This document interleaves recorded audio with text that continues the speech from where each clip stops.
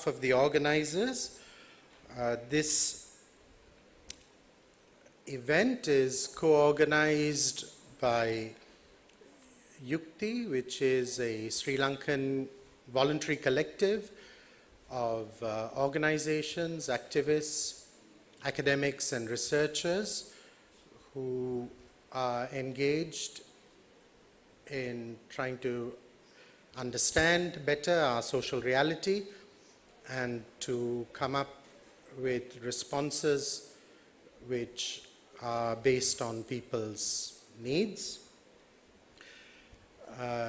This is one of a series of events and initiatives organized by Yukthi in the last few months, which will carry on into the future. These include public events such as this, webinars which take place with international experts, and ongoing research and advocacy. This event is also hosted by the Ideas Network, an international global network of heterodox economists who seek to develop alternatives to mainstream economic ideas and to take these forward through research and policy.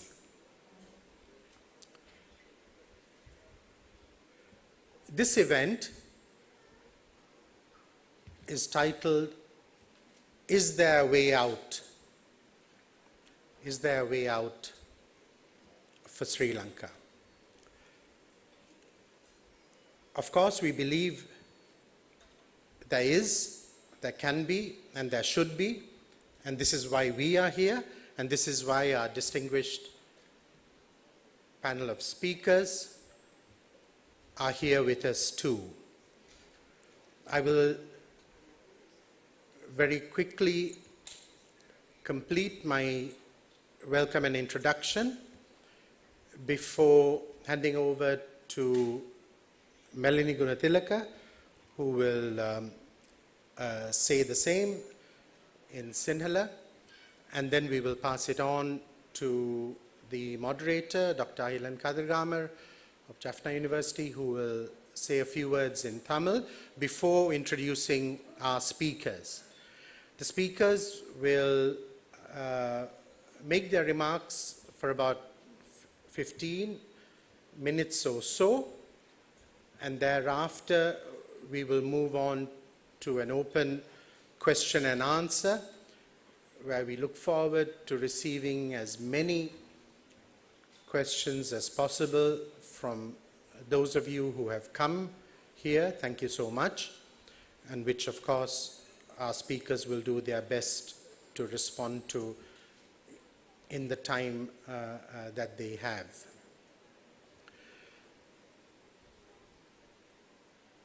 So, comrades and friends, we are here because we are in year 3 of an economic crisis. We are told that we are on the road to recovery from this crisis, but it doesn't feel like it for many millions of our fellow citizens. We are in year 2 of a sovereign debt default, which means that we are also extremely limited in our access to external development financing. And we are a little over a year from year 1 of Sri Lanka's 17th IMF agreement since 1965. So for Yukthi, it is imperative for us in what we anticipate is an election year leading up to another election of our legislature. It is imperative for us that in this period we seriously begin assessing the path that has been taken by the current regime and to find or forge another one. Is there a way out from this crisis? It feels as if the IMF agreement and the conditionalities which are translated into economic policies and which now this government, this parliament seeks to codify into law, taking conditionalities, taking targets developed by the IMF, developed without reference to Parliament, developed without disclosure to the citizens of Sri Lanka, based on a methodology which has not been revealed, tested, that these targets, these indicators, these parameters to which scientific, almost spiritual value has been given, these are to be made into a law and laws which bind not only this parliament but the parliaments that follow. Irrespective of the mandate of the people and the choices that they make at the ballot box. So for us, we seek another way out of this crisis, not the way chosen by our rulers, not the way out chosen by those who created this crisis with the policies that they promoted, with the borrowings that they took, that the purposes for which those loans were used, for the failure to restructure our economy in ways that make it less vulnerable to external shocks, that make it more resilient, that enable our people to have better jobs with higher incomes and a better quality of life. So this is what we hope,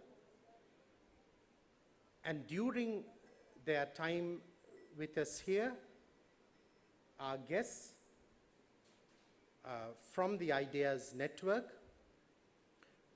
will be interacting with political party representatives, will be interacting with civil society activists, will participate in media programs to be able to share their experiences from the many, many countries that they have studied, the many experiences that they have evaluated and assessed, to share their learnings with us and to give us the confidence that so many lack, that indeed there must always be alternatives. Thank you. Melanie.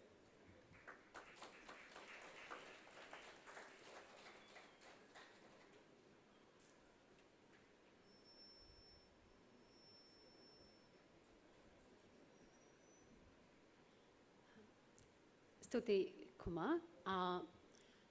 අද මෙතෙන්ට මේ ඇවිල්ලා ඉන්න ඔබ හැම දෙනාම සංවිධායක කමිටුව වෙනුවෙන් ඊටම ආදරෙන් පිළිගන්නවා. මේ වැඩසටහන අද සංවිධානය කරලා තියෙන්නේ යුක්ති සාමූහික ideas network කණ්ඩායමත් විසින්. යුක්ති සාමූහිකය විද්වතුන්, ක්‍රියාකාරීන්, පර්යේෂකයන්, භූමියේ ක්‍රියාකාරීන් වගේම භූමි ජීවත් වෙන මිනිස්සු ඇතුළු කණ්ඩායමකින් හැදිච්ච සාමූහිකයක්. ඒ වගේම ideas network එක ප්‍රගතිශීලී ආර්ථික විද්‍යාඥයන්ගෙන් සැදුණු කණ්ඩායමක්. අද මේ සමුළුවට අපි නම් කරේ මේ පාරෙන් ගොඩ යමුද කියන එක. මොකද අපිට පෙන්වලා තියෙනවා එක මාවතක් මේක විතරයි අපිට ඉතුරු වෙලා තියෙන එකම පාර විදිහට. නමුත් මේ යන පාර කොයිතරම් සාධාරණද කොයිතරම් සාර්ථකද කියන එක ගැන මම හිතන්නේ ආර්ථික අර්බුදයේ 3 වෙනි අවුරුද්ද වෙනකොට අපිට අත්දකින්න හම්බෙලා තියෙනවා. මේ වැඩසටහනේ ස්වරූපය විදිහට කතිකයන්ගේ ඉදිරිපත් කිරීම වලින් පස්සේ අපිට ප්‍රශ්න කරන්න අපි අතර සාකච්ඡාවක් ගොඩනගා ගන්න අවස්ථාව හදනවා. අපි ලංකාවේ තත්ත්වය ගැන කුමා කරපු පැහැදිලි කිරීම මම සරලව පොඩ්ඩක් සිංහලෙන් කියන්නම්. මොකද අපිට මේ වෙනකොට කියලා තියෙනවා ආර්ථික අර්බුදයේ 3 වෙනි අවුරුද්ද වෙද්දී අපි දැන් මේ ඉන්නේ ප්‍රකෘති තත්ත්වයට පත් වෙමින් කියලා. නමුත් මේ ප්‍රകൃතිය අපේ ජීවිතවලට කොයිතරම් දැනෙනවද කියන එක මං හිතන්නේ අපිට අහන්න වෙනවා. ඒ වගේම භූමියේ ඉන්න මිනිස්සුන්ට මේ ප්‍රകൃතිය ඇත්තටම දැනෙන ප්‍රകൃතියක් වශයෙන්ද කියන එක මං හිතන්නේ අපි හැමෝම මේ වෙනකොට ප්‍රශ්න කරමින් ඉන්න තත්ත්වයක්. මේ අපි ගත කරන්නේ ස්වෛරී ණය අර්බුදයේ 2 වෙනි වසර. 17 වෙනි අන්තර්ජාතික මූල්‍ය අර්මුදල විසින් දීපු ණය පහසුකමේ පළවෙනි වසර. මේ පවතින මේ එහෙම නැත්නම් මේ කිරීගෙන යන ආර්ථික වැඩපිළිවෙලේ විනිවිද භාවයකින් තොරව පර්යේෂණ වලින් තොරව විද්‍යාත්මකව හඳුනාගත් ක්‍රම වලින් තොරව මිනිස්සු මත බර පටවන ආර්ථිකයේ බර ණය බර මිනිස්සු මත පටවන ඊටාම දරුණු ඊටාම දරුණු අත්හදා බැලීමකට ශ්‍රී ලංකාව මේ වෙනකොට මුහුණ දෙමින් ඉන්නවා. මේ අත්හදා බැලීම නීතියක් බවට පත් කරන්න ශ්‍රී ලංකාවේ ආණ්ඩුව ජනමතයක් නැති මැතිවරණ කල්දමමින් ඉන්න ශ්‍රී ලංකාවේ ආණ්ඩුව මේ වෙනකොට කටයුතු කරමින් ඉන්නවා. ඒ එක්කම අපි අද මෙතනට ඇවිල්ලා ඉන්නේ මේ පාර ඇරෙන්න වෙන පාරක් තියනවද කියන දේ සාකච්ඡාවට ලක් කරන්න. අනිවාර්යයෙන්ම තව මාවතක් තියෙනවා. තව මාවත් එකක් නෙමෙයි ඊට වැඩියෙන් තියෙනවා කියලා අපි විශ්වාස කරනවා. ඒ අලුත් මාවත් මේ නායකයන් තීරණය කරපු මාවත නෙමෙයි. නායකයෝ ණය අරගෙන ඔවුන් හරි කියලා හිතපු අවශ්‍යතාවලට පාවිච්චි කරලා ඔවුන්ට සාර්ථක ප්‍රතිව්‍යුහගත කරන්න බැරි වෙච්ච ණයේ බර ජනතාව මත පටවපු මාර්ගයක් නැතුව ඒකට අමතරව වෙන මාර්ගයක් හොයාගන්න ජනතාව විදිහට අපිට පුළුවන් කියන අපි විශ්වාස කරනවා. ඒ හින්දා ඒ මාවත ගැන කතා කරන්න, ඒ මාවතට යන්න අවශ්‍ය, ඒ මාවත පැහැදිලි කරගන්න අවශ්‍ය කතිකාව ගොඩනගා ගන්න අපිත් එක්ක එකතු වෙලා ඉන්න කියන ආරාධනාව කරනවා.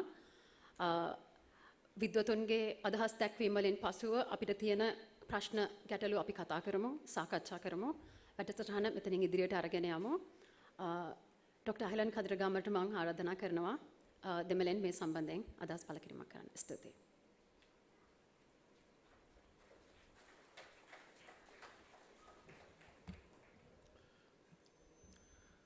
எல்லோருக்கும் மாலை வணக்கம்.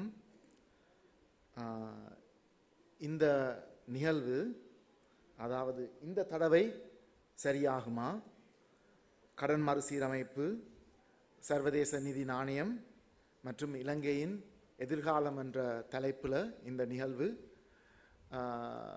யுக்தி சமூக அமைப்பும் மற்றும் சர்வதேச அபிவிருத்தி பொருளாதார அறிஞர்களுடைய அமைப்பும் இணைந்து முன்கொண்டு போகின்றது. ஒரு சில நாட்களாக இங்கு 7 சர்வதேச நிபுணர்கள் வந்திருக்கின்றார்கள், பொருளியலாளர்கள் வந்திருக்கின்றார்கள். அவர்கள் இலங்கையுடைய தற்போதைய பொருளாதார நிலைமை, உங்களுக்கு தெரியும், இலங்கை ஒரு வருடத்துக்கு முன்பு அதனுடைய 17வது ஒப்பந்தத்தை சர்வதேச நிதி நாணயத்துடன் மேற்கொண்டிருந்தது. 2 வருடங்களுக்கு முன்பு இலங்கை வெளிநாட்டு கடன்களை கட்டாத நிலைமை காணப்பட்டது. கடந்த பல வருடங்களாக ஒரு ஆழமான பொருளாதார நெருக்கடிக்குள் மூழ்கி போயிருக்கும் எங்களுடைய பொருளாதாரம் எவ்வாறு இருக்கின்றது? இவ்வாறான நெருக்கடி தான் வேறு நாடுகளிலையும் இருக்கின்றதா? குறிப்பாக இந்த ஐடியாஸ் வலயம், இந்த சர்வதேச அபிவிருத்தி பொருளியலாளர்களுடைய வலயம் ஆசியா, ஆப்பிரிக்கா மற்றும் தென் அமெரிக்கா நாடுகளை சேர்ந்த பொருளியலாளர்களுடைய வலயமாக இருக்கின்றது. இந்த நாடுகள் பலவற்றிலோ ஏறத்தாழ 50 நாடுகளுக்கு மேற்பட்ட நாடுகள் கடன் பிரச்சனையில் சிக்கிப்போயிருக்கின்றார்கள். இவ்வாறான விடயங்களையும் எங்களுடைய பொருளாதாரத்துடைய எதிர்காலம் எவ்வாறு நாங்கள் இப்போ இருக்கும் ஒரு பொறிக்கிலிருந்து வெளிவரலாம், இதற்கான முன்மொழிவுகள் என்ன, இதற்கான படிப்பினைகள் என்ன என்ற போன்ற விடயங்களை இங்கு கலந்துரையாட வந்திருக்கின்றார்கள். அவர்கள் இங்கிருக்கும் பொருளியலாளர்கள், செயற்பாட்டாளர்களுடன் கலந்துரையாடுகிறார்கள். அதே நேரம் இங்கிருக்கும் இலங்கையில் இருக்கும் சில அரசியல்வாதிகளுடனும் இந்த பேச்சுவார்த்தைகளை மேற்கொண்டு வருகின்றார்கள். அந்த விதத்தில் இன்றைய கலந்துரையாடலும் ஆரோக்கியமாக இருக்கும் என்று நம்புகின்றேன். அவர்களுடைய உரைகள் ஆங்கிலத்தில் மேற்கொள்ளப்படும், ஆனால் அதற்கு மொழிபெயர்ப்பு இருக்கும். அவர்களுடைய உரைக்கு பிறகு உங்களுக்கு எல்லாருக்கும் கேள்வி கேட்கிற ஒரு வாய்ப்பும் கிடைக்கும். நன்றி, வணக்கம். Now I will switch to English as I moderate this discussion. We are really fortunate and honored to have a number of international economics experts visiting Sri Lanka this week. 7 of them from different countries are here with different backgrounds. But today, for this panel, we have 3 distinguished speakers. And I will introduce them, and each of them will make their presentations. And following the presentations, there will be a question and answer session with all of you. I will be moderating that. I would ask that you keep your questions brief so that we can accept as many questions and as many perspectives. Let me introduce the speakers in the order in which they are going to be speaking. The first speaker will be Dr. Charles Abugray, who's the Executive Director of the International Development Economics Associates. He's also a long-time a development researcher and a professional as well, has extensive experience working in Africa. He's from Ghana. In fact, Dr. Abugray visited Sri Lanka last year, just a few weeks after the IMF agreement, for the first consultation with Ideas Network. And Ideas has been very keen to support in any way possible with Sri Lanka's economic recovery. And we are very grateful that he's made it all the way here again for these discussions. Our second speaker will be Professor Martin Guzman. He's a professor at the Columbia University in New York in the United States. But he was also the former Minister of Economy, which included the portfolio of finance, the finance minister of Argentina when it went through one of the largest IMF programs in history. So he was part of that debt restructuring process as a minister, has extensive experience negotiating with the IMF. So we really look forward to getting his views on how we can move forward, what are the challenges in charting a path out of the very deep austerity measures that are affecting our society. Our third speaker will be Professor Jayati Ghosh, who had a long career at the Jawaharlal Nehru University. I think many of you might have known her at that time. And now she's currently professor at the University of Massachusetts Amherst. She's also on a number of high-level panels in the United Nations on issues such as taxation and rethinking the international financial architecture.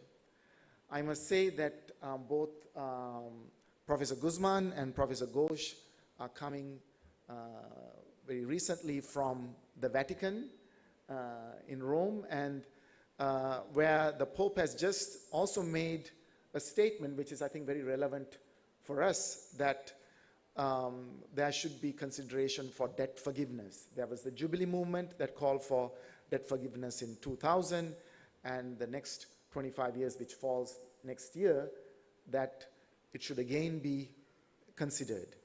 So they are very much both, all three of them are practitioners who look at the challenges of debt restructuring within countries, but also part of trying to create a new, more just, more equal financial architecture so that countries like Sri Lanka don't repeatedly go into this kind of debt trap. As all of you know, this is our 17th IMF agreement, but this is the first time we have defaulted, which brings about new challenges. The IMF is playing the role as both lender as well as arbiter. Is there a conflict of interest? What does that mean for Sri Lanka? How does Sri Lanka chart a way in which to recover without going into what has happened in many Latin American and African countries, repeated defaults? We've already had repeated IMF agreements, but how do we ensure that we don't go into repeated defaults? So I think in the presentations today, we will learn that it is not just Sri Lanka that is going through this kind of crisis, that this kind of austerity has devastated so many countries around the world, in Latin America, in Africa, in Asia. And this has created rethinking what kind of development, what kind of finance would ensure development that is meaningful and that doesn't push people into further suffering. We are going to learn about what we can do within the contours of an IMF agreement. Are we negotiating properly with the IMF? Because I also am part of a small research project here, and I think over the last year and a half, Sri Lanka doesn't have any economic policies. If you want to know what is happening in terms of economic policy making in Sri Lanka, just read the IMF agreement, the World Bank Country Partnership Framework, and the benchmarks and the program. And there seems to be nothing else in terms of policy making. But even within that, did we negotiate adequately? Or are we going to give even further of our resources to the international creditors and the bondholders who have extracted so much already from us? And then we're also going to look at the IMF is not what the IMF was when it was started in 1944 in Bretton Woods. It has changed. What is happening internationally in terms of reform of the IMF, and what can be done outside of the IMF? So these are the burning questions, I think, here in Sri Lanka, and I can't think of a better panel to address these questions. And again, we also look forward to your engagement and your questions as we continue to think about how to take this forward. Thank you. And now I invite Dr. Charles Abugray to make his presentation. Thank you.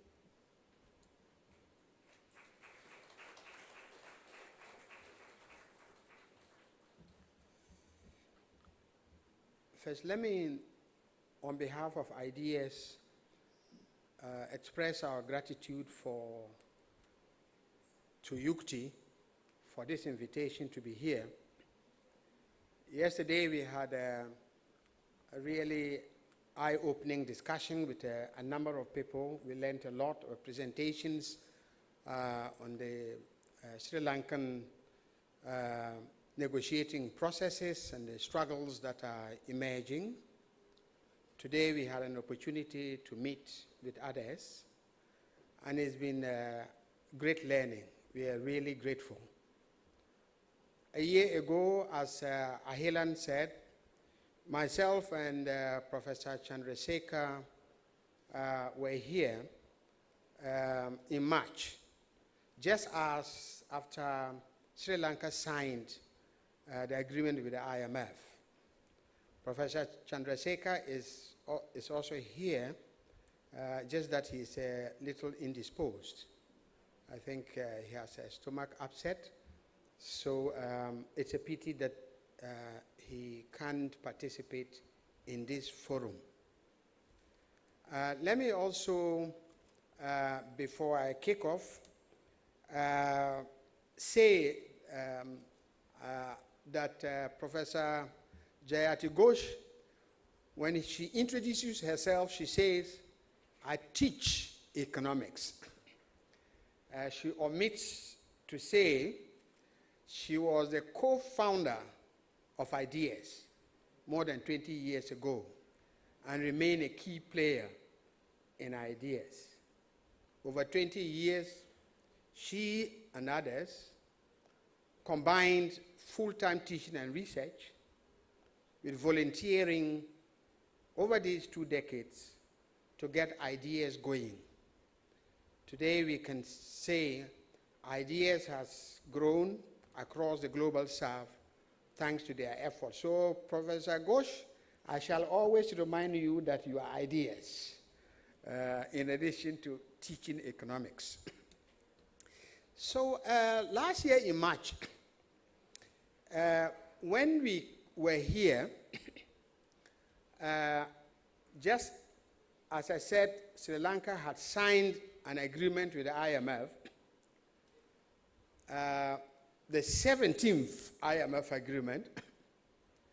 My country was also negotiating its 17th IMF agreement.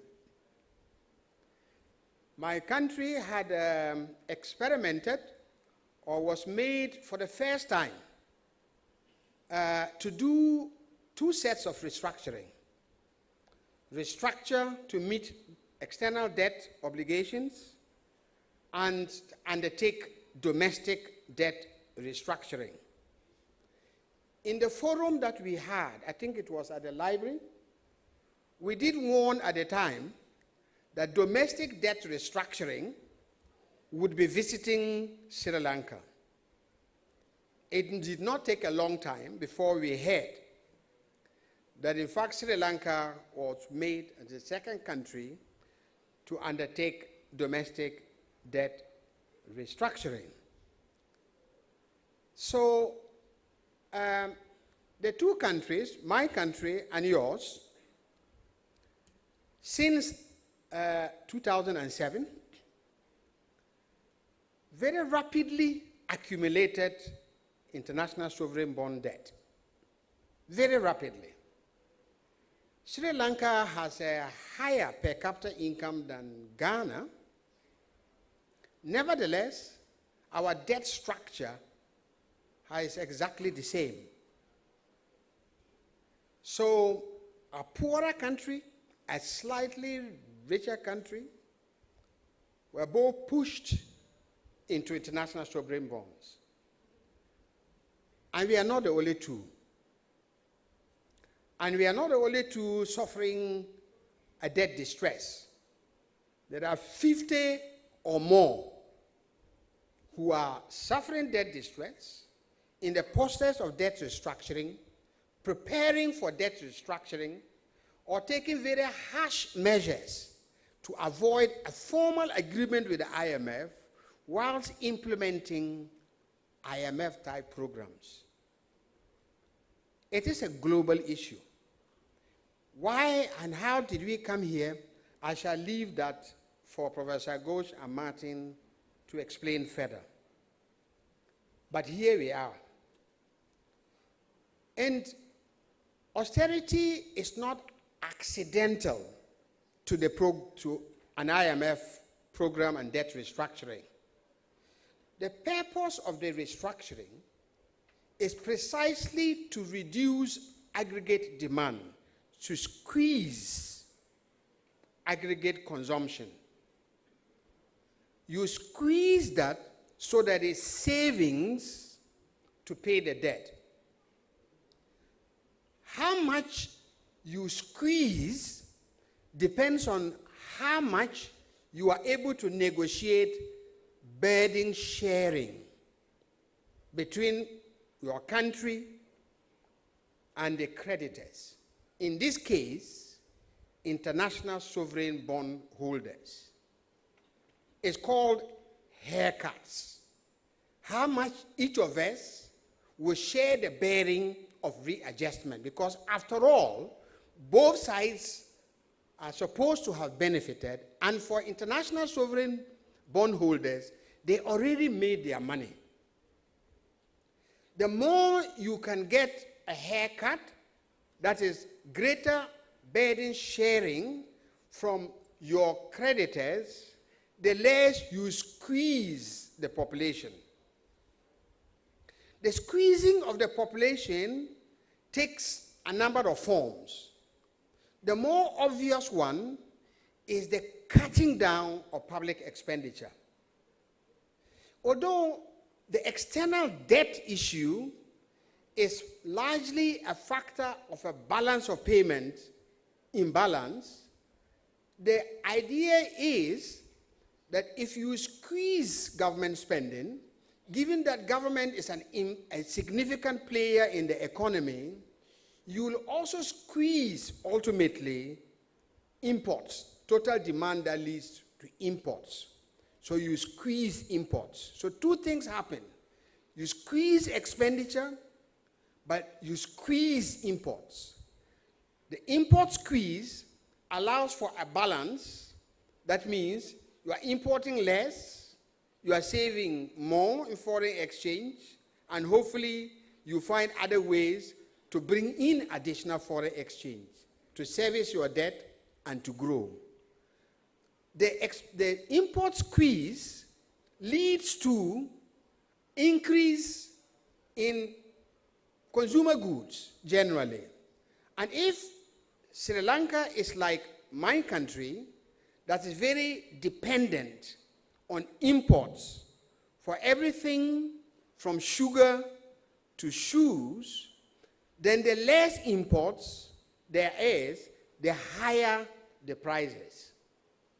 So the austerity takes the form of a reduction in public expenditure essential for essential services, public investment for growth, roads, electricity, and so on, but also increasing prices of imported goods. And therefore, the population is double squeezed. In the case of domestic debt restructuring, there's a third squeeze.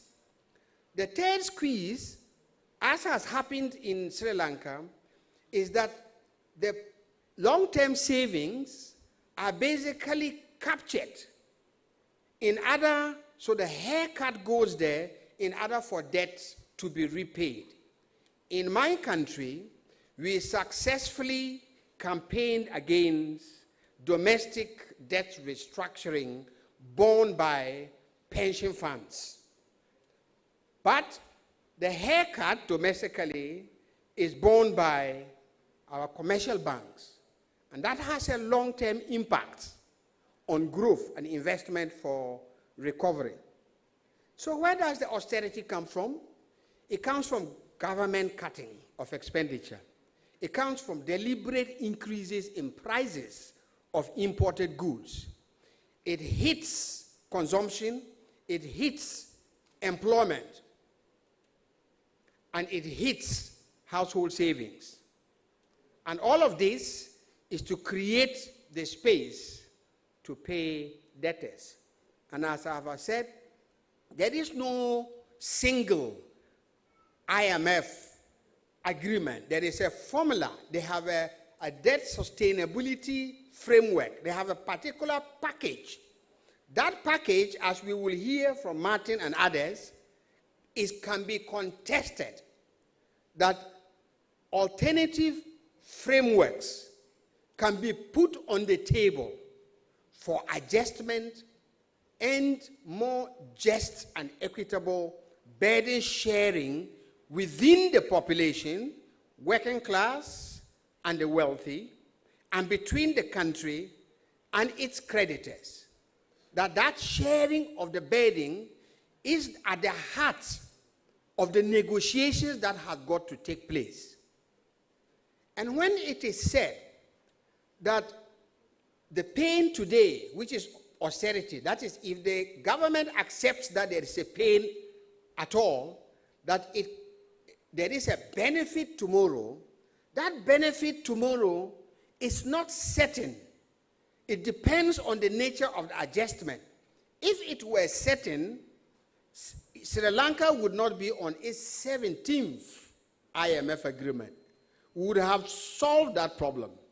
The fact that we are repeatedly having agreements and restructuring means that something is not working. And therefore, the pain can be reduced, it can be redistributed, and different mechanisms of adjustments are possible. And we'll hear that a little bit more from Jayati and Martin. But this is a political process. It is not a purely economic process, because first and foremost, the IMF is not just a technical institution.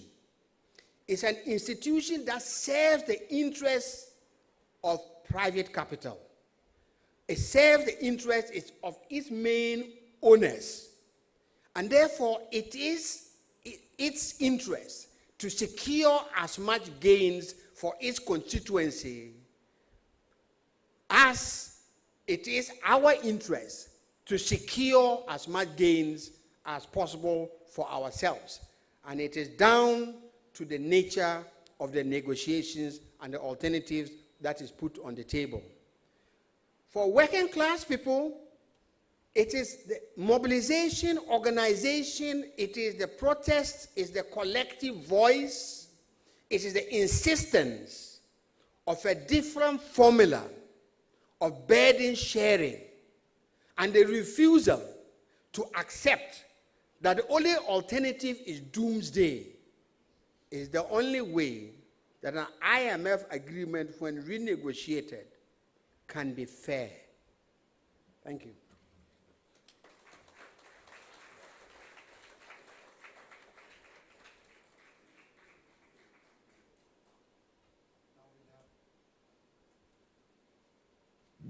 Now we'll have Professor Martin Guzman make his presentation. Well, thank you very much for the invitation. I know Helen has been championing for you for a long time, trying to organize this meeting, and I'm so glad to be here. I'm going to speak a bit slower. I get that. So my presentation today will have three main parts besides the conclusions.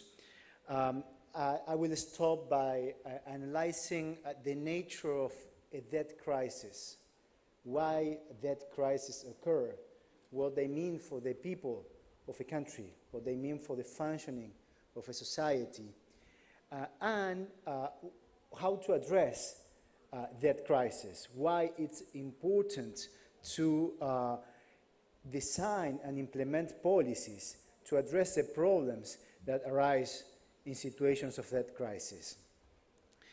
The second part will focus on a key tenet for the resolution of a debt crisis, which is the process of sovereign debt restructuring, which is essentially about rewriting debt contracts, redefining debt commitments. And I'll describe how these processes work, not just at a technical level, but also at a power level. Power is key to understand the resolution of sovereign debt crisis. The third part will refer to a key actor of the international financial system that plays a critical role in the resolution of sovereign debt crisis. I could say more for bad than for good, but it does play a role, which is the International Monetary Fund, the IMF. And we will discuss how the institution works, what the institution represents, and how a negotiation with the IMF actually works. And then we will conclude with a message on the political nature of these processes of sovereign debt crisis resolution. So let me begin with the phenomenon of a sovereign debt crisis. Why crises happen? Well, there may be different reasons why a crisis happened. One possibility may be just bad luck. There are countries that suffer natural disasters. There was a probability that a natural disaster could occur, and once it hits the economy doesn't have the resources to meet its debt commitments. That's like the easiest or most simple way or most simple phenomenon of sovereign debt crisis. But most crises are of a different nature. They reveal a failure of the economic system, of the productive system for the development, to deliver development for the nation. So debt commitments that are made at some point based on an expectation of two sides, the debtor and the creditor, that with certain probability they will be met, cannot be met when we see that the economic system fails. Debt crises can mark the lives of an entire generation. Generally, they are associated with unemployment, increases in poverty, increases in inequality, social distress, a sense of lack of hope, lack of opportunities, and of course, political instability as well.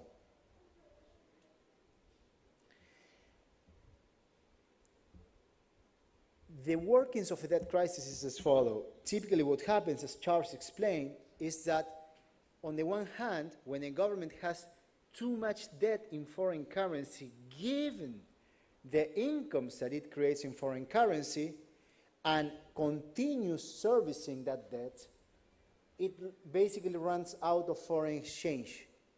When a country runs out of foreign exchange, it has problems for importing, for the imports, and imports are a key input for the production of the economy, so production tends to contract.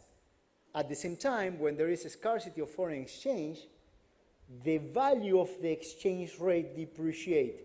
The currency becomes weaker. When the currency becomes weaker, there is inflation. So sovereign debt crises may be associated to these two extremes of macroeconomic phenomena, sometimes more to one than to the other, which are unemployment on the one hand, and inflation. Countries that have fixed exchange regimes, like for instance Greece, when it had its crisis that was part of the Eurozone, suffer unemployment rather than inflation. Countries that have floating exchange regimes tend to suffer more inflation than unemployment. But inflation also means fall in the real value of the incomes, of the wages. So one way or the other, the people suffer. And if this phenomenon is not addressed, what happens is that the government, when time passes, has a larger and larger burden of debt payments, and in order to meet debt payments, what does the government do?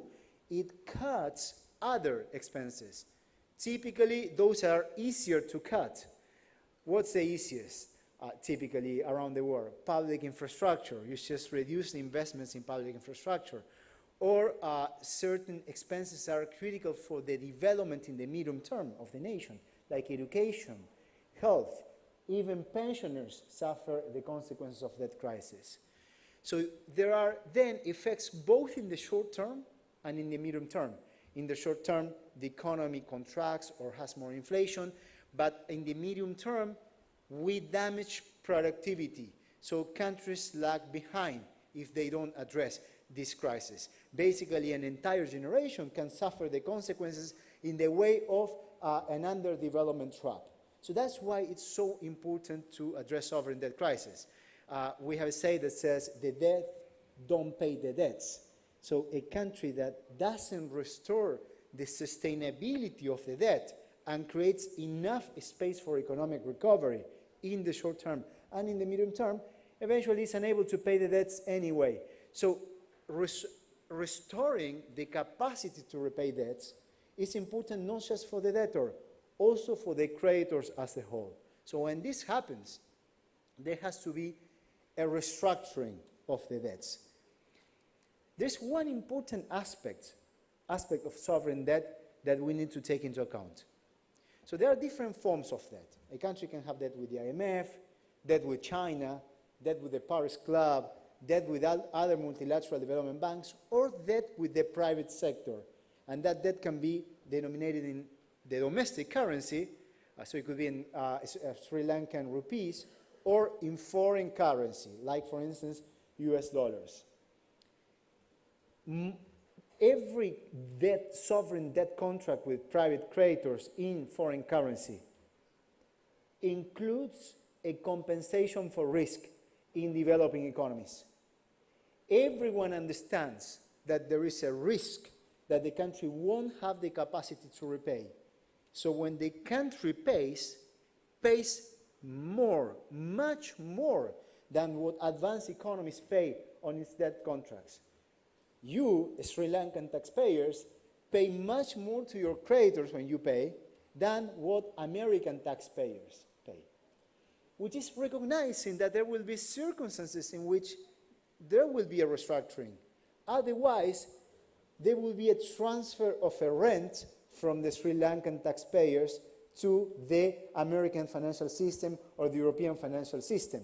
If you never restructure your debts, despite the fact that there is a risk premium included in the debt contracts. Risk premium means an extra compensation just in case a country can't pay.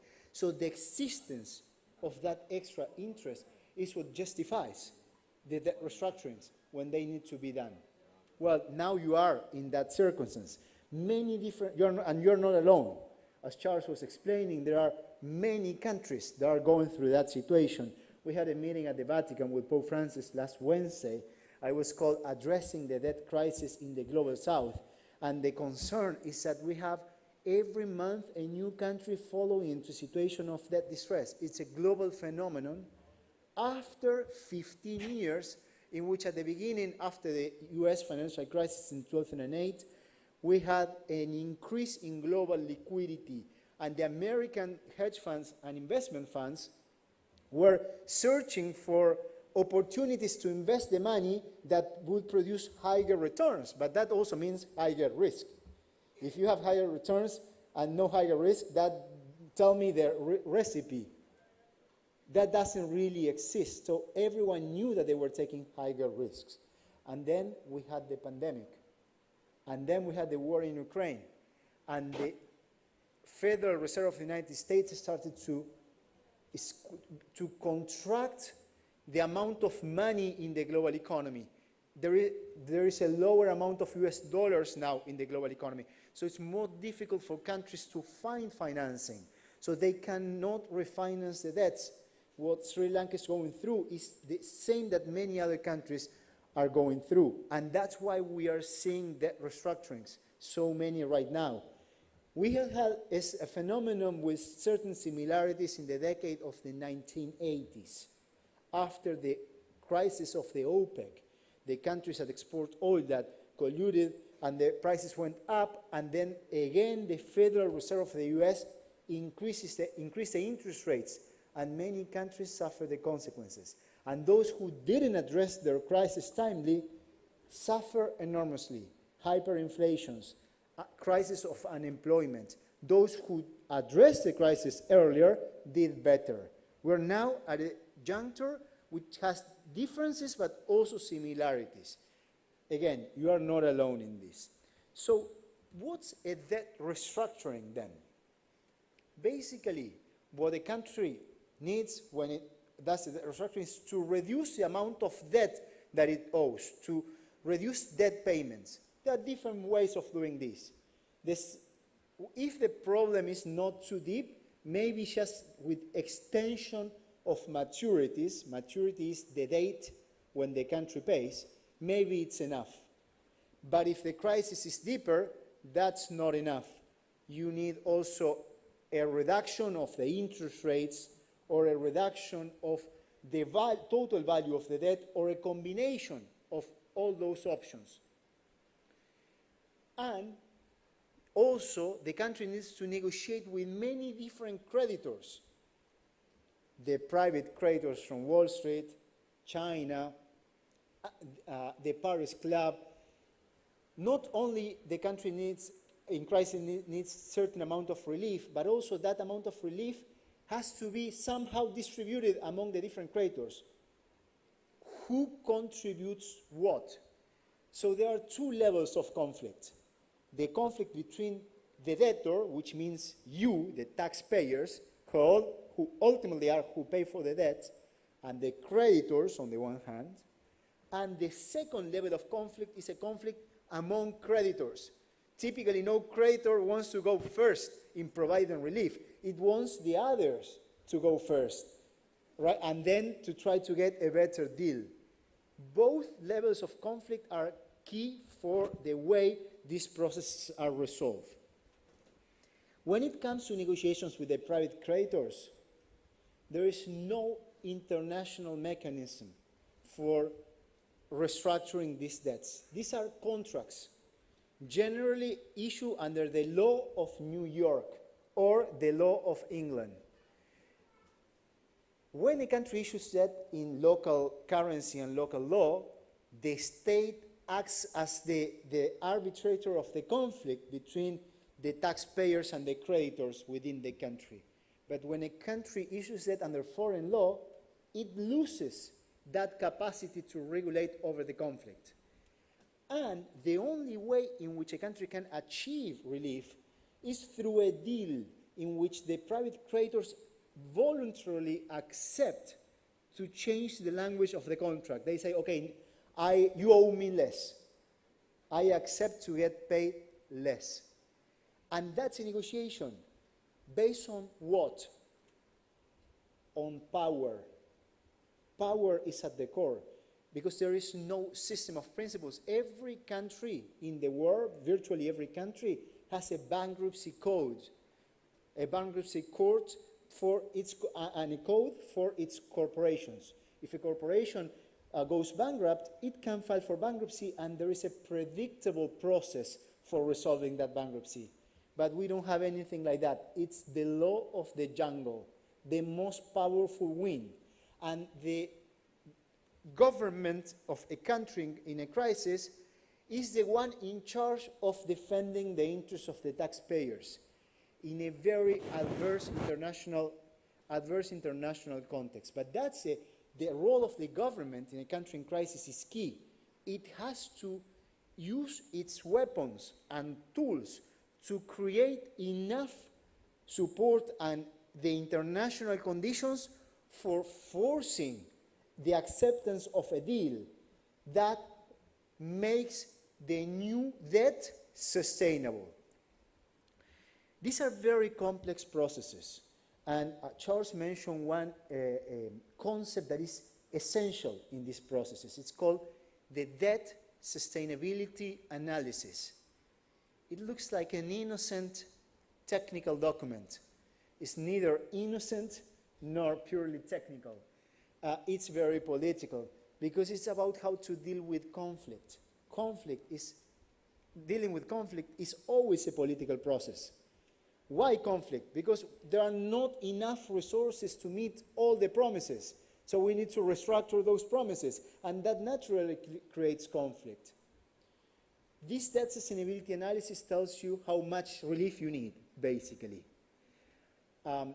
Every country should be able to produce its own debt sustainability analysis, because if you are going to negotiate with the international community, you need to have your views.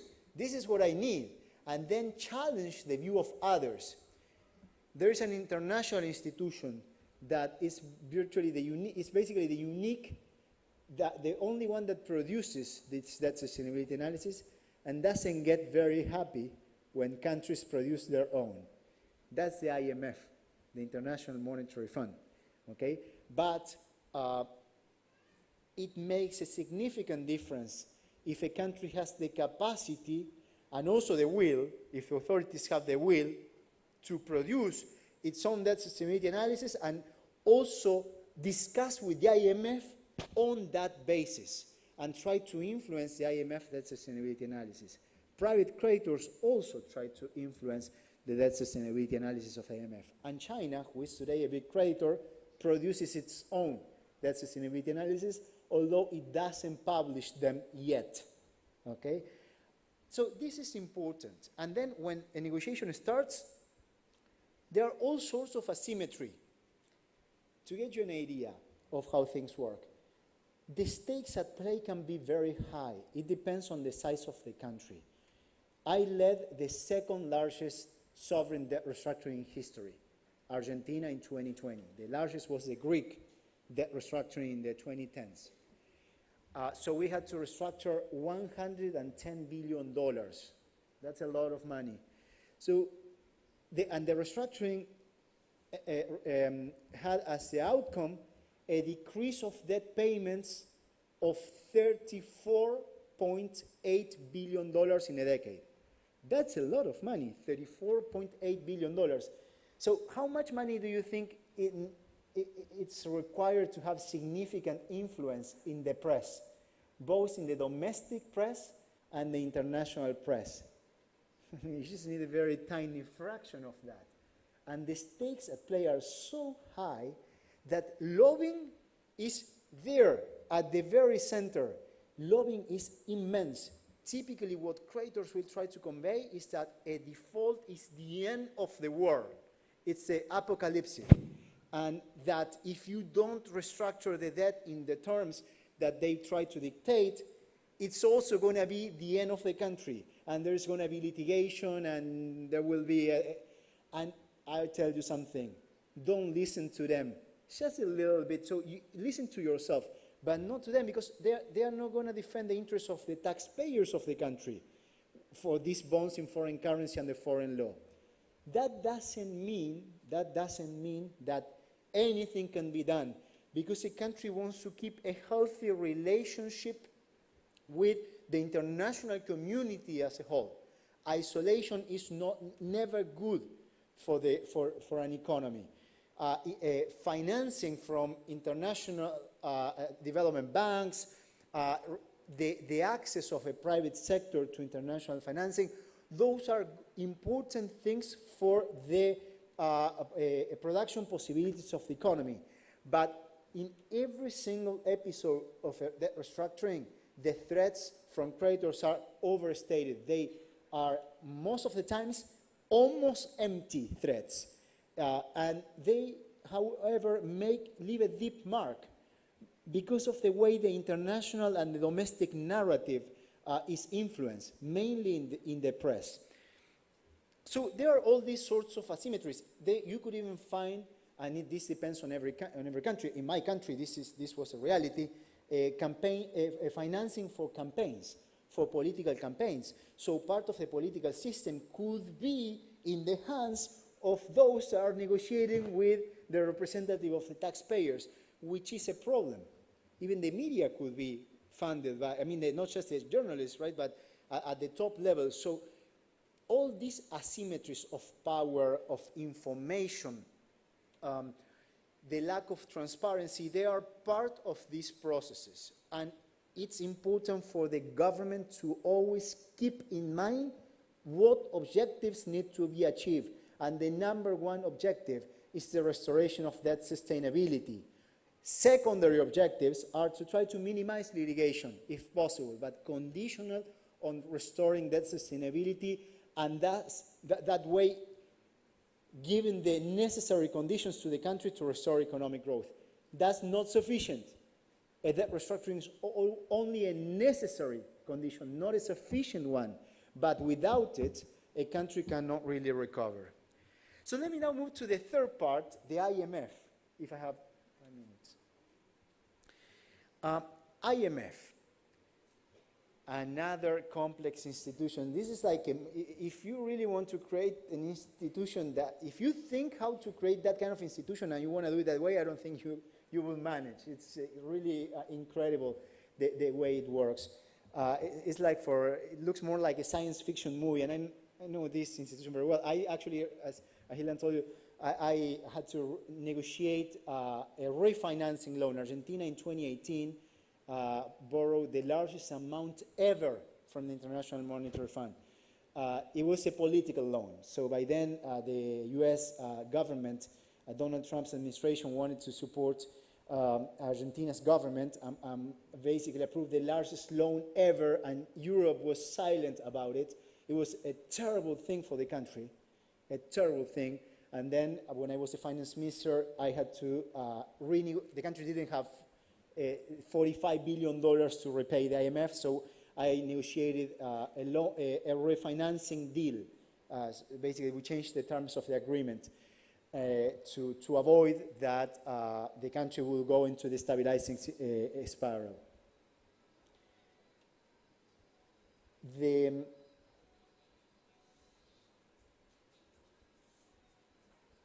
You can hear me well anyways, right? Despite the music. Good.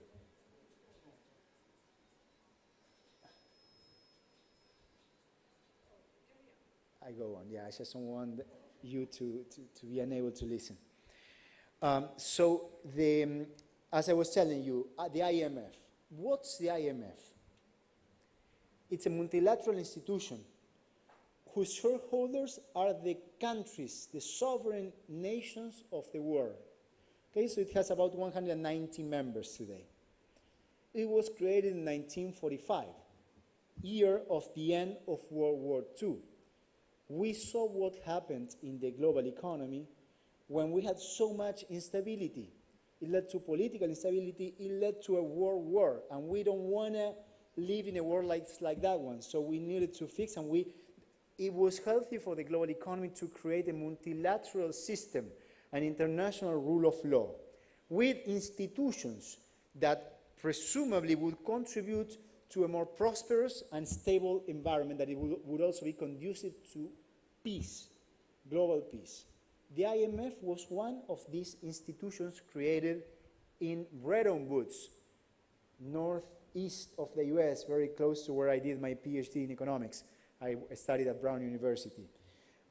It's a small town where leaders of the world met and agreed on the creation of a multilateral system that has been evolving since then, but whose main tenets are still in place today.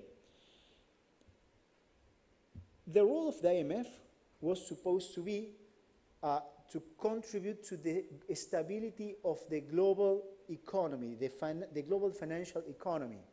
So what's the situation when a country has all of a sudden a significant shortage of foreign exchange, doing the adjustment immediately may be too costly.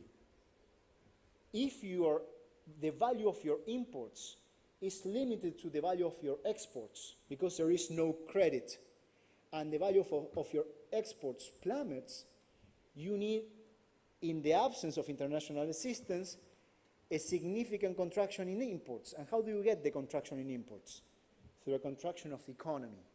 So we understood, we were not alive. I mean, at least I was born in 1982, certainly not alive by then. But we as the humanity understood that it made sense to create an international institution on the principle of solidarity. A country that didn't need an adjustment, or the countries that didn't need an adjustment and had the capacity to provide assistance, would assist the one that needed the adjustment. The adjustment to ease, the support to ease the speed of the adjustment. That was the idea. That's what a British economist, famous historic figure, John Maynard Keynes, would have wanted, what he pushed for when the IMF was created. Well, it was supposed to be an institution based on the principle of, founded on the principle of solidarity. It's an institution that works on the basis of politics, on the basis of power.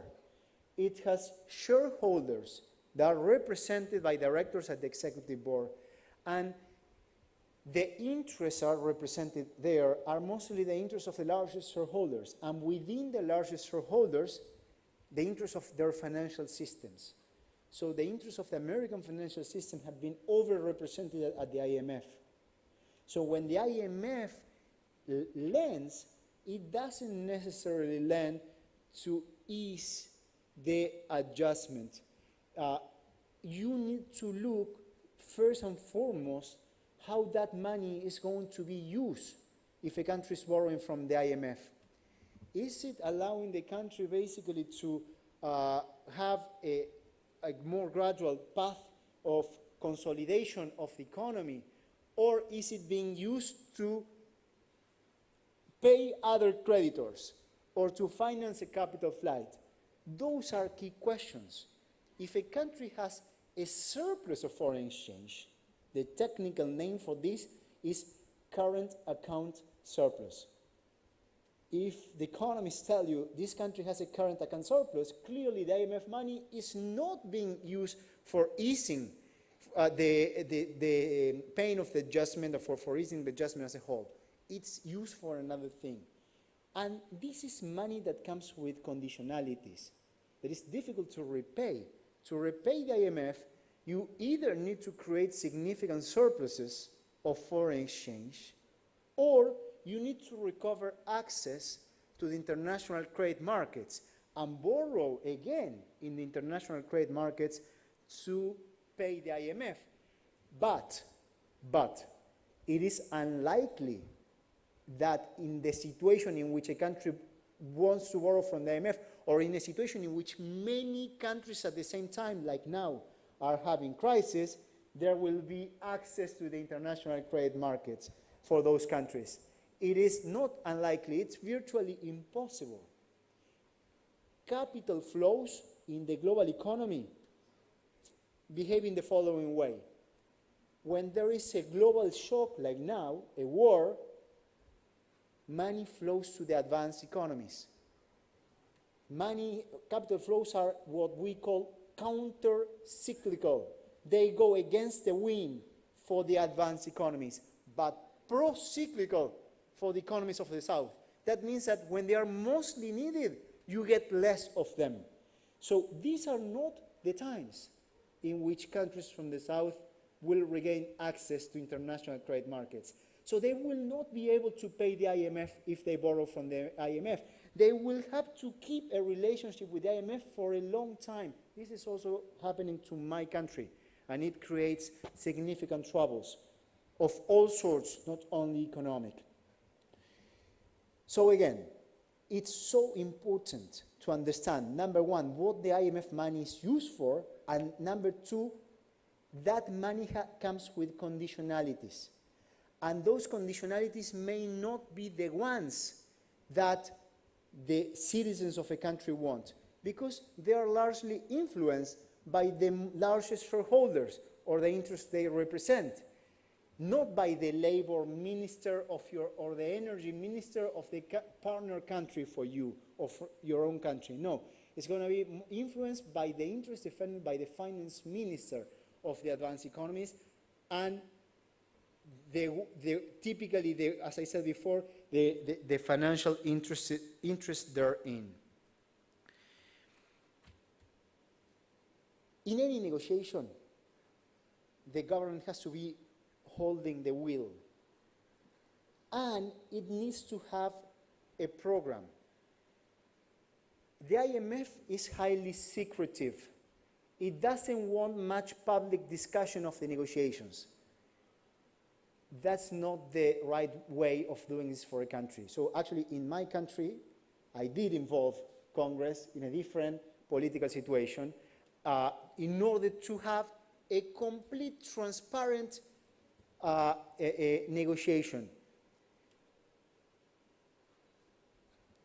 If a government doesn't have a clear view or doesn't present to the society and to the international community a plan, what tends to have is that the IMF staff has an easier time in the negotiation. So you need to define what you want when you are doing a negotiation, what the objectives are in terms of the economic policies. And in a country that had a failure of the economic system, needs a set of policies to transform its economy, to create more productivity. Typically that requires, it will of course depend on every country, but typically that requires more investment in human capital, more investment in the public infrastructure that will create more productivity for the private sector, and lowering expenses that are less important for productivity. At the same time, certain degree of fiscal responsibility, in the sense that whatever fiscal plan the government has to be financeable. It has to be financed in a way that doesn't create further problems down the road. So the fiscal part, the monetary part, the productive policies all have to be included in the program. And it's not just about, so the issue of austerity is an important one. Austerity may kill, but that, leaving that aside, still to have a thoughtful debate, it's important to be clear about the existence of constraints for financing constraints. It's not that a government can spend tons of money. Who is going to provide the finance for that, right? So the program has to be well thought, understanding that there are limitations, and that those limitations, those constraints entail trade-offs and making decisions about priorities. So let me conclude now by emphasizing one important principle. All these processes of sovereign debt crisis resolution are political processes. They affect the day-to-day life of the people. And it's so important for the success in these endeavors to map policies into outcomes in terms of what they mean for the people. The involvement of the society is very important. The involvement of the civil society organizations, the involvement of the universities, the experts, the unions, the private sector. There will be conflicts among different parts. It's not the same, the situation of a small and medium enterprise producing in the domestic economy and saving in the domestic economy and hiring workers in the domestic economy, than a multinational company that can move from one country to another in just a blink. It's not the same.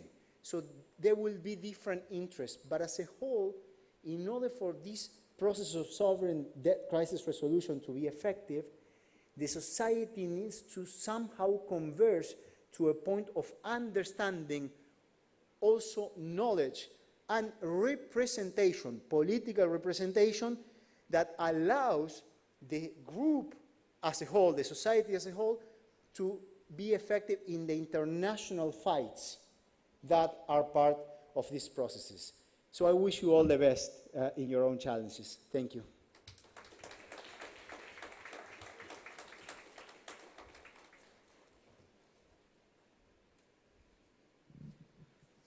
Thank you very much, Professor Guzman. Now we have Professor Jayati Ghosh's presentation. It is such an honor and a privilege to be here and to be part of what I hope is going to become really a vibrant civil society movement, as Martin has been describing. I think both Charles and Martin have already talked about so much and so many of the important points, that what I'm doing is really providing a few footnotes to that discussion that I think would round it off. You heard already, I think, from both of them, how Sri Lanka is not alone, Sri Lanka is not unique. In fact, you know, with debt, I always feel there is this famous first line in Tolstoy's War and Peace. You must have heard of it, many of you, that every happy family is happy in its own way. Every happy family is happy in the same way. An unhappy family is unhappy in its own and very different way. They're all different. In debt, that's not true. Unhappy debtor countries are all unhappy in the same way.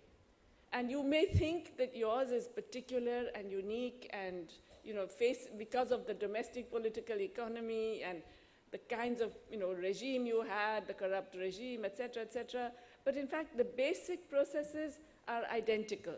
And those have already been outlined for you by Martin very clearly, so I'm not going to elaborate them.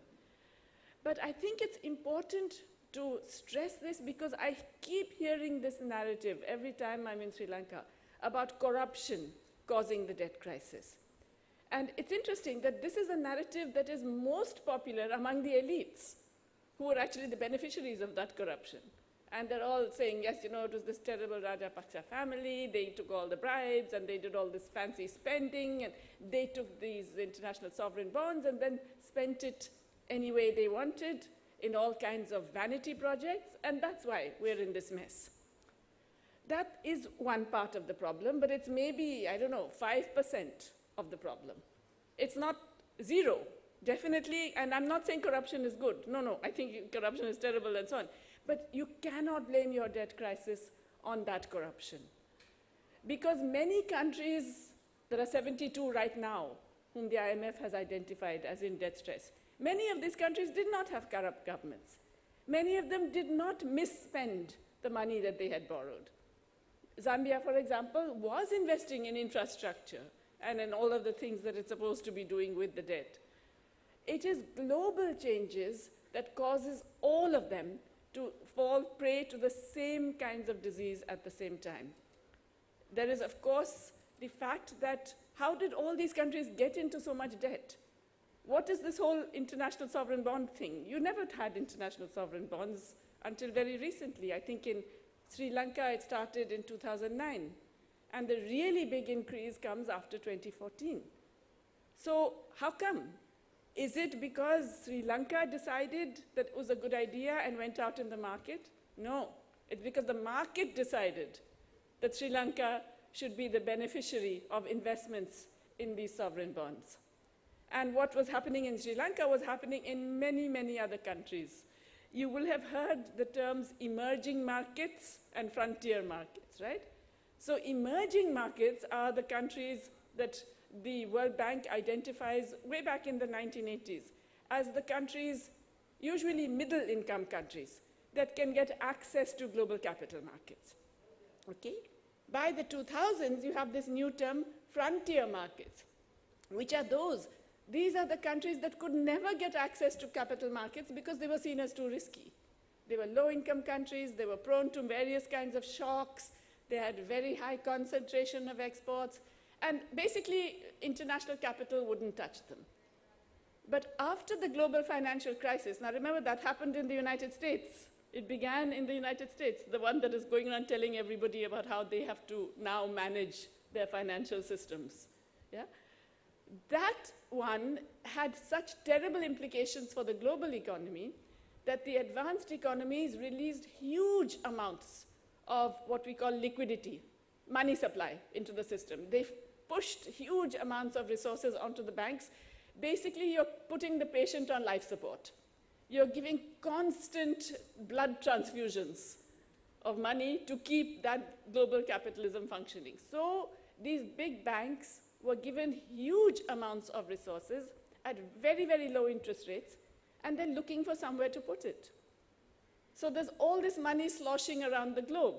And that's why many emerging markets like Sri Lanka suddenly get access to lots of these bonds. And in fact, you have potential bondholders actually coming and suggesting to governments, you should consider this. It's a very cheap way of getting money. It's much better than your domestic interest rate, even if you don't necessarily need it for your foreign exchange requirement. You have this money sloshing around the globe to countries like Ghana, to countries like Chad, to countries like Zambia. All kinds of countries suddenly got lots of private loans because it was seen as, well, it's zero-cost money, so we can put a little bit here. Doesn't really matter very much. We can get a benefit, some profit we will make from it. But of course, you're very risky. So we are going to ask for very high returns because you might default. And so we are insisting that we will give you this money, but it will be much higher in terms of the return than we would expect for the United States or for the European economies or for many of these other economies. Now, in the Sri Lanka case, there was a further issue. It's actually shocking to realize that you have had 48 years of IMF agreement since 1965. Out of how many? I mean, that tells you something. And that tells you something not just about Sri Lanka. It tells you much more about the IMF. Okay? Many of the things that Martin has described, you don't even need, you can just look at that one figure and say, oops, there's a problem here. And really, what was happening in, let's say, 2014, Sri Lanka was at that time in an IMF agreement. It was having difficulty repaying its loans from the World Bank and the IMF. Yes, because the Rajapakshas had also invested it in lots of white elephant projects, etc. Okay, so there were all these issues. They are encouraged by the IMF to go to the international bond market and issue bonds, and then that money is used to pay off the IMF and the World Bank. Now, there is a term in economics, Ponzi financing. There was a famous speculator called Ponzi in New York in the early 20th century, who basically promised everybody 30% loan returns. And the way he did it is, he tells you, I'll give you 30% return, you give your money to me, and then I tell the next person, he says, okay, 30%, and I take his money and repay the first guy. You borrow to repay the loans that you have taken. And we know that that has to end in tears, right? That's a pyramid scheme, it's going to collapse. The IMF's It happened under the IMF's watch. The IMF had a program, it was cheering the Sri Lankan government on in doing this issue of ISBs. Davos, the World Economic Forum, celebrated your finance minister, your prime minister, your president for doing all of this. So there is a serious culpability of this international financial institution, and that culpability is very much part of what Martin was saying. Whose interests is it serving? Is it serving the interests of the country that is taking this loan because you know that that loan eventually is going to become this huge problem and you're going to have a major debt crisis? Or is it serving the interests of the financiers who are looking for profitable avenues to park their wealth? Okay? If that is the case, and we now have this knowledge about what the IMF is doing, it really means that we have to change the way we look at it. And exactly as Martin said, it's political. It's not just this technical thing, okay? It's not about the debt sustainability analysis, which is the gold standard of this analysis, and they have all the answers about whether your debt is sustainable or not.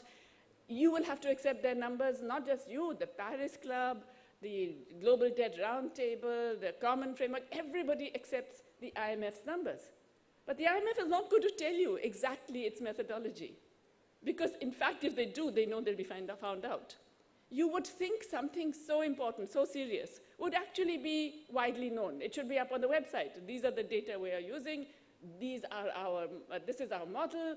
These are the assumptions. These are the numbers we've used. They don't do that. When you try and probe more and more to actually get into details, you discover all kinds of problems with the model once you are able to figure out what on earth this model actually is. This is a model that assumes that the less you spend, the more you compress demand, the more you force families to have less and less real income, the higher will be the growth. Doesn't make sense, right? Yet that's essentially part of the drive. That's how it ends up with these very optimistic numbers for how much debt has to be renegotiated. It says, oh, you don't have to really have too much reduction in the debt. 10% is going to be good enough. 15% maybe will be good enough. Because it's expecting growth to happen when everything it is telling that country to do is actually making growth less likely. Yeah? It's the opposite of how the international community looked at debt even in the 1950s, okay? So let's just remind ourselves that this is not because people don't know. This is not because they haven't thought it through. This is because they are actively choosing a different route, okay? In the 1950s, Germany had a very large debt. It had come out of the war. Hitler had taken a bunch of debt, but then even after that, the other countries, the new government had taken a whole lot of debt. It had a huge unpayable debt. The London Club of Creditors, they met, and they did a major restructuring of Germany's debt. Half of that debt was converted into just regular transfers, so you didn't have to pay half of it. The other half was converted into long-term debt, where the interest payments are capped, maximum of 5% of your export earnings. Imagine if Sri Lanka had that situation today, where you didn't have to spend 15%, 16% of government revenues on debt payment. You could actually link it to your export earnings and say, I will give 5%. Now, obviously, that was a different world, right? It was the Cold War period. The US and Europe were interested in West Germany growing, and that's why this happened, okay? It's political, always it's political. But the point is that idea that a country can grow out of debt, and if you really want success in that economy, you should ensure that it can grow out of debt. That growth is essential for a sustainable debt reduction. That's something they know. It's just that now they're putting in measures that prevent you from doing that, and then are very surprised when it doesn't turn out the way it does, okay? I also want to highlight one other aspect of the whole process of the getting into debt and the trying to get out of debt, which is less discussed often, and that is, if you like, the gender and class dimension, okay? We know that it's the poor who don't really benefit from that period of debt increase. Okay? In Sri Lanka, you know that, and you blame it on corruption. But I can assure you that poor people across these 72 countries also didn't really benefit from that period of debt accumulation. But when the crisis happens, when the adjustment happens, it's the poor who are bashed. They are bashed through rising prices of essentials, as was noticed, higher indirect taxes, falling availability of basic public services, less spending on health and education and all of that thing. Among this, again, if you look at women, once again, women very rarely are, if you like, beneficiaries of that period of debt accumulation. But women are major sufferers of that process of adjustment. Why? Because this adjustment relies on the unpaid labor of women. What happens when you cut health spending? Does it mean that the person who needs care is not going to get care? No, that person will get care within the family. The women and girls in the family usually are going to provide the care. What happens when you don't provide adequate nutrition or ensure that families can get adequate nutrition? We know, and in South Asia it is so common, women and girls, they do self-denial. They choose to eat less. What happened? The incidence of unpaid care work increases dramatically in every crisis, and it's increased dramatically in Sri Lanka as well. And this is something that governments do regularly. Not just in Sri Lanka, they do it in India, they do it everywhere. Governments do this regularly. Why? Because they know they can get away with it. Get away with it in what sense? That if you actually deny the things that the government is supposed to provide, the basic public services it's supposed to provide, those services will be provided within the family. Care is not going to stop happening. No one is going to say, oh, I'm going to just leave my aged mother on the street because, you know, there isn't a facility that is able to look after her. No one is going to say, I'm not going to look after my child because all the public nurseries and creches have closed. They know it will be done, and they know it will be done dominantly by women and girls. So, you know, we used to make a mistake, a lot of us feminist economists, by calling this a gender-blind policy. It isn't a gender-blind policy, it's a gender-exploitative policy. It is governments exploiting that particular aspect of care, which is that it's going to be done anyway, because you care about the people you're caring for. And that you can therefore put more and more burden of unpaid care work on women in that economy. And this is something that is absolutely true in Sri Lanka as well. Now, this in turn means that we have to clearly be much more questioning about the whole IMF strategy. And both Charles and Martin have explained that, I think, very, very clearly. And there are global moves, I think, now, to be considering debt reduction in a way beyond the IMF. Certainly in the United Nations, there's a lot more discussion on debt.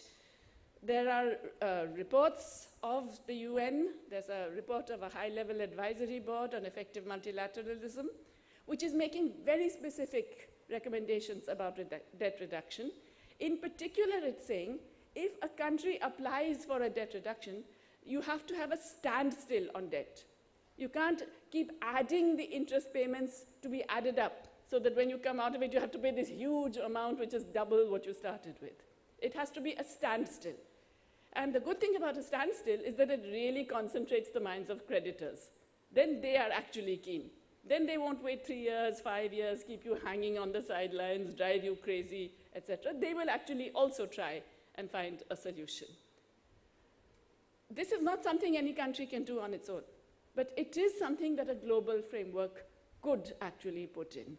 And as I said, there are really discussions. There is a financing for development discussion that is they're going to have a big meeting next year in Spain. And there's a separate track on debt, which is looking at issues like this, which is thinking about the different ways in which you can address the debt problem.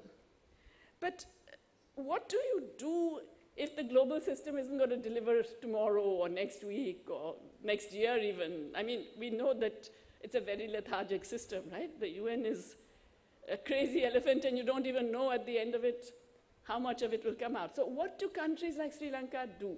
How do all of you handle this situation? How do you deal with a government that is hell-bent on following the IMF? How do you deal with an economy that is on the route to disaster? Now, let me actually be clear on this. I don't think you should think about it as, oh, we have no alternative but the IMF, because actually saying that is saying that Sri Lanka should actually walk down the precipice. That we know it's going to give us a terrible future and destroy a generation and not allow us to grow, but we have to do it. There is no reason for doing this. You have to be able to say that there is another option, which is, of course, the title of this particular seminar. But there are many ways in which you can actually think about doing it. The first, of course, is what Martin has been telling you. You have to do your own homework. And I don't mean, of course, the government should be doing it. But if the government doesn't do it, civil society must do it. Civil society must go out there and look at the IMF numbers. For example, look at what they promised in their DSA. What was going to be the growth trajectory this year? Have they reached it? Why not? What failed? And I can tell you a lot of it failed for the same reason that we have been saying, that you are suppressing demand, you are contracting the economy, and then you're very surprised that the economy has contracted and investment is down. You are punishing small, medium, and micro enterprises with very high interest rates, very high electricity costs, very high transport costs, and then you're very surprised when they don't grow and invest. Yeah? You are doing all kinds of things that will only make the economy worse and add to unpaid labor. And then you're extremely surprised and you say, well, you know, it must be that Sri Lanka didn't quite do everything right. And so you have to do more, even more. You have to do even more compression to somehow get that expansion. The last good boy economy that I remember looking at closely was Thailand after the Southeast Asian crisis. And they did everything the IMF said. I mean, to a T, the IMF could not fault them. Every single policy measure they wanted, they got, okay? And yet the numbers kept getting worse for the same reason, right? The IMF went through 5 different renegotiations with Thailand because the numbers were just getting worse and worse and worse and worse in 1 year. In 1 year, they went through 5 different agreements. And the IMF insisted, because otherwise they look bad, right? If they are giving this money and they're telling you to do something and you have really not got any of your targets. So the IMF insisted.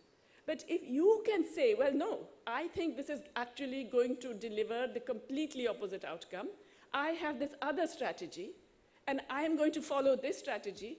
There is a case for actually forcing the IMF to listen. Because remember, the world is not exactly the same as it was. The IMF is not the same as it was, but the world is not the same as it was earlier. So of course you have to do your own numbers, you have to look at the IMF numbers, you have to do your own, you have to have your own plan, and you have to have your own projections. But you also have to coordinate with other debtors. It shouldn't just be Charles coming here to tell civil society. It should be people, ministers from Ghana, ministers from Chad, ministers from Belize, ministers from other countries in Latin America, all coming, sharing information, saying, well, look, what did you have in terms of negotiation? How did you do this? Can we do the same? What are they asking from you that they have not asked from us? Can we get together and demand a common strategy that makes more sense to all of us? Because remember, for one country alone to try and negotiate with all these creditors and IMF, it's very difficult. But a bunch of countries together, you're already significantly more in terms of bargaining power. So you have to be able to think. I'm not even saying debtors cartel, because the minute they hear that, they all go up hysterical. Let's just say coordination among debtors. You are sharing information, you are sharing ideas, you are sharing attitudes, approaches, and negotiation techniques. You have to also think about how to bring in legislation. I think Martin mentioned this, to bring the sunlight on all of these negotiations. Governments that are taking on new bond loans, for example, it should go to Parliament. It should be out there on the website that this is what we're doing, and at this interest rate, and for this maturity period, and this coupon rate, and so on. Okay?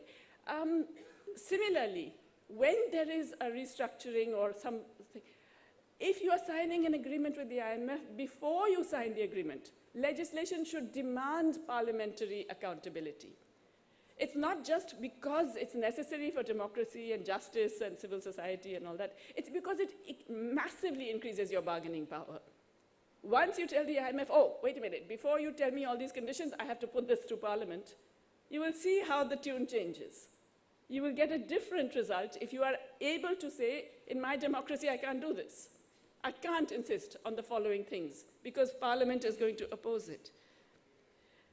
All this also requires, and I go back to the first point, I really think you have to drop, I don't say it's explicit, but I see a lot of implicit sort of guilt and sense of inferiority. You know, there's this whole thing, we mismanaged the economy, we allowed corruption, we were foolish, and now we have to suffer.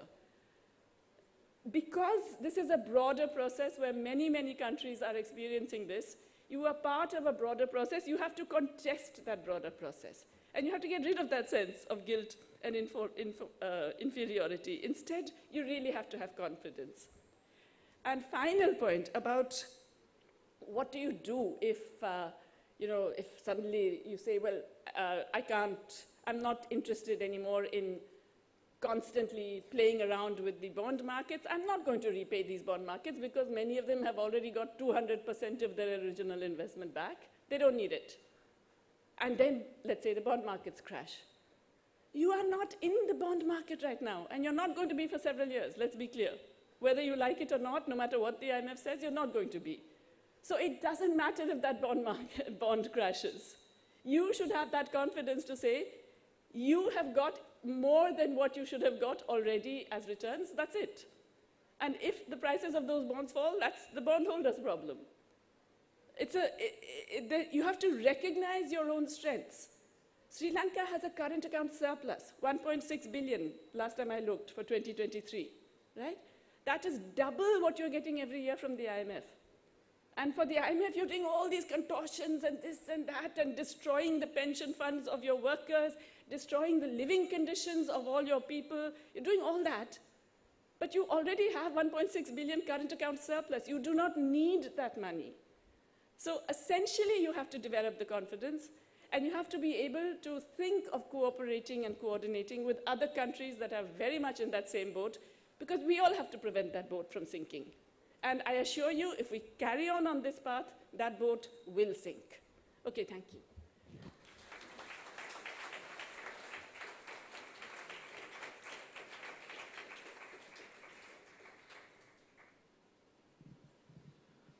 Thank you, Jayati, and also Martin and Charles. So now we have time for maybe about 30 to 40 minutes for questions and answers. So we would really like all of you to keep it to questions.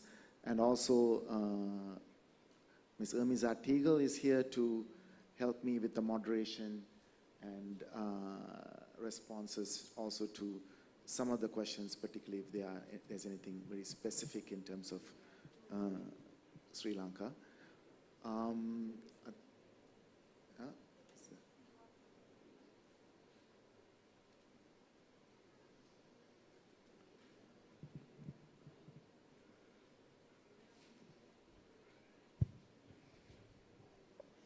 Quick question. I love the idea of leaving the bond market, but I'd like to know whether any other country has done it in terms of doing that. So, yeah.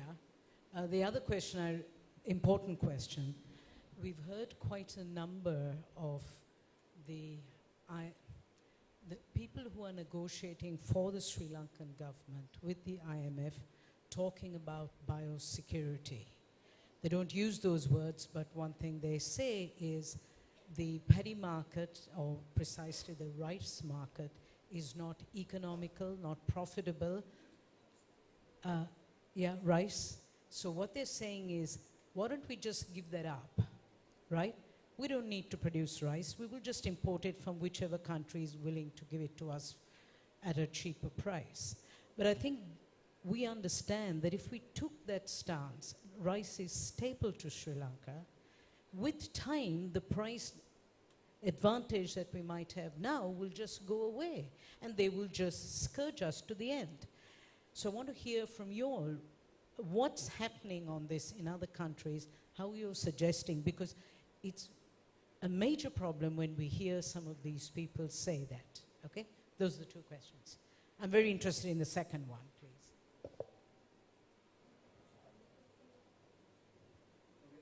We'll take a few questions. Sinhala භාෂාවෙන් හරි දෙවල් භාෂාවෙන් හරි ප්‍රශ්න අහන්න පුළුවන් නම් අහන්න පුළුවන් පරිවර්තන පාසුකම් තියෙනවා. தமிழ்லையும் கேள்விகளை கேட்கலாம்.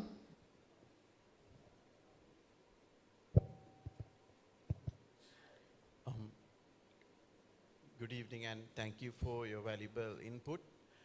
My question is that now we are in an IMF agreement, and now we see that the government, which is a non-democratic government which we have, where it's no mandate from people, is trying to constitutionalize all these changes into our current constitution, which does not have any people's mandate, just before 4 months of election. And has this happened in other parts of the country, globe? And how has the the civil society or the citizens have responded to constitutionalizing IMF reforms into the constitution?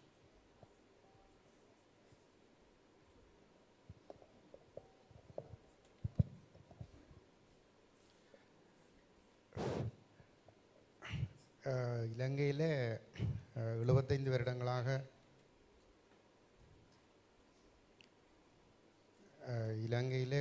வருடங்களாக இனப்பிரச்சனை இருக்கிறது.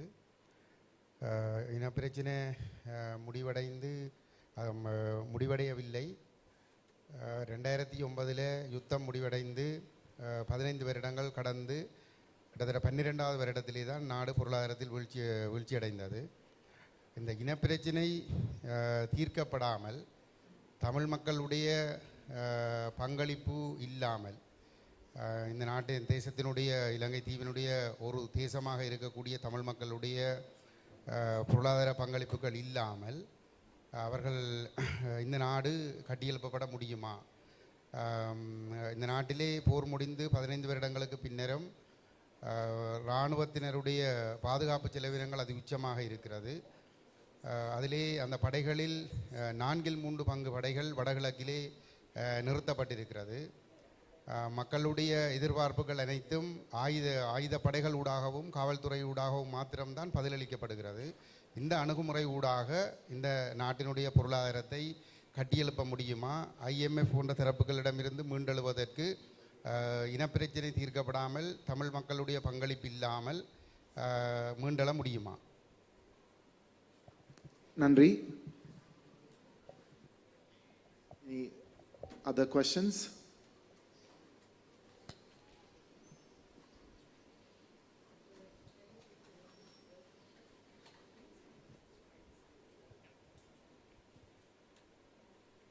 I can do you want to?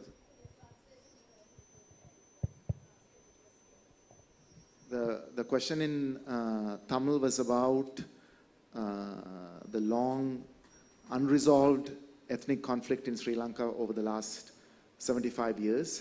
It is 12 years after the war that Sri Lanka went into an economic crisis, and without resolving the ethnic issue, can Sri Lanka's economy be built up? Because much of the investment in Sri Lanka is going into the military and the security sectors.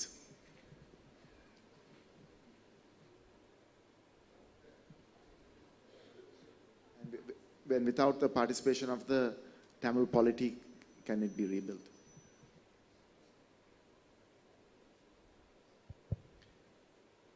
Yes, I have noticed recently in the IMF blogs, the younger staff seem to be having very different ideas. How long do you reckon it will take for those ideas to take effect, especially with regard to the taboos that neoliberalism has placed on economic development?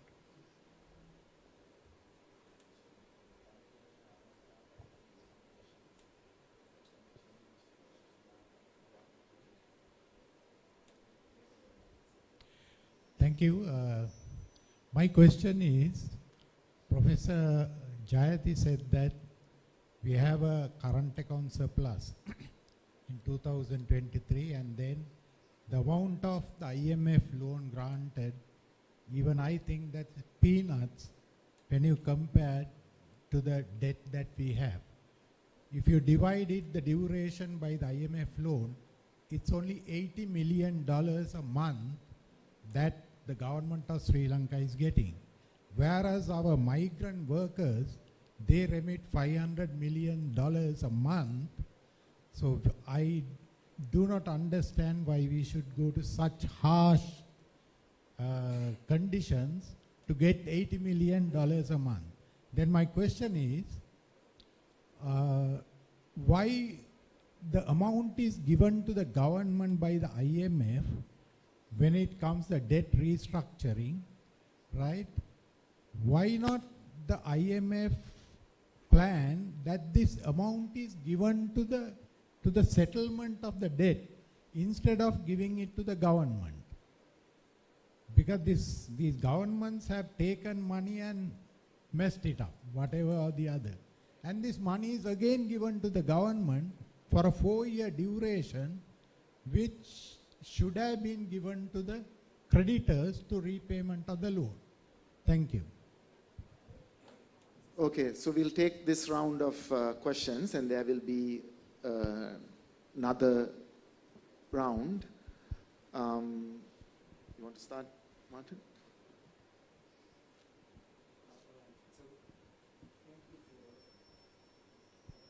Thank you. There we go. For the very interesting questions, I'm going to address a few of them. The first one is about leaving the bond markets and what that would imply. So let me first discuss what's been happening in the global economy over the last 15 years. 2008, Lehman Brothers, one of the largest investment banks in the US, goes bankrupt. That creates a threat for the rest of the American banking system. The US government prints dollars to bail out the banking system. Europe, same story. The European Central Bank finances a massive creation of euros to support its own financial system. That's money that became global. It became international. The interest rates in the global economy were zero. So imagine the situation of the investment fund in the US that manages my pension. And I need to choose where I put the money from my pension. I'm probably gonna put it in the one that provides a higher return. So the investment fund is searching for returns, and the returns in the US and Europe were zero. So what did they do? They searched for returns elsewhere in the south of the world. Many countries that had never accessed bond markets, international bond markets, managed to play bonds for the first time ever. Or others that had been cut, re-access markets. This happened all over the south. And Sri Lanka was one of the countries that accessed international trade markets, if I remember correctly, in 2007 or 2008. Right when this process was starting, and then the increase in exposure, the exposure increase. Now, all these countries are suffering, or almost all of them. Last April 11, so this is just 2 months ago, and Yayati and I were discussing this last week at the Vatican. The US Treasury, who was at the Vatican, published a statement on the US Treasury view on global debt, which is specifically about what to do with bonds. And what the US Treasury suggests is that we should revert this process. How? The international community, the taxpayers of the world, should provide financing for a guarantee on these bonds, but in exchange of a restructuring of the debt of the bonds, which basically means let's move risk that is in the hands of the private sector that holds Sri Lankan bonds, bonds from Ghana, and many other countries, to the international taxpayers, to the public sectors of the world. So there is this idea of reverting what was done in terms of the access, the exposure to the international private financial sector. Countries were not mature to borrow, but it takes two to tango, we say in Argentina. So the debtors also decided to borrow. And they were not clear about how this money was going to be used, how it was going to be repaid. The creditors decided to lend, maybe based on the expectation that someone would bail them out. Who? Maybe the IMF, which is what's been happening. The multilateral international institutions are bailing out through loans to the countries in distress, the private creditors. So I wouldn't be too concerned about not caring much on what happens with the relationship in the short term with international credit markets. I think these countries need either large extension of maturities at low interest rates or deep restructurings of the debt, including haircuts on the principal. Thank you. So this is a reality we're going through. Of course, the message from the international financial community is going to be different. They're going to say, it's the end of the world for you, your economy is going to perform worse. But it's even the US Treasury that's telling us there is no easy way out of this, and we have to revert, okay? This is the time not to expect access to international credit markets soon. It's the time for a deep resolution of the sovereign debt crisis that countries are going through. Second question that I want to address, maybe we separate, the word, is about this issue of the policies into the constitution and the law. I don't know the details, so I'm going to speak in more general terms about how programs with the IMF work. A program with IMF is an agreement about policies. There are two main memorandums. They are called the Memorandum of Economic and Financial Policies and the Memorandum of Technical Understandings. The Memorandum of Economic and Financial Policies lays out the fiscal, monetary, and financial policies, and maybe other policies. And then every 3 months, there is a revision, a review of the program. And when the review is completed, the IMF disburses part of the financing that was agreed in the deal. What Congress could do around the world is have a role for the approval of the deals. But then, every 3 months, the deal gets revised. So you don't put that in the Constitution because you need the flexibility to revise the policies because there are shocks. Actually, if the program is well done, it has to include an article in the Memorandum of Economic and Financial Policies that says this program can be changed when there are shocks that are external to the country. In the current program that Argentina has, that exists. That clause is Article 11 of the program, or Clause 11 of the program. And it's been every 3 months revised. I mean, there were many revisions. In the middle, there was a war in Ukraine, and interest rates changed, and there was a drought, and the country could produce less soybean in 2022, 2023. This is the same for every country. So you need, on the one hand, to involve your society. That's important. To involve Parliament, of course, in a democracy should be part. That's how it should work.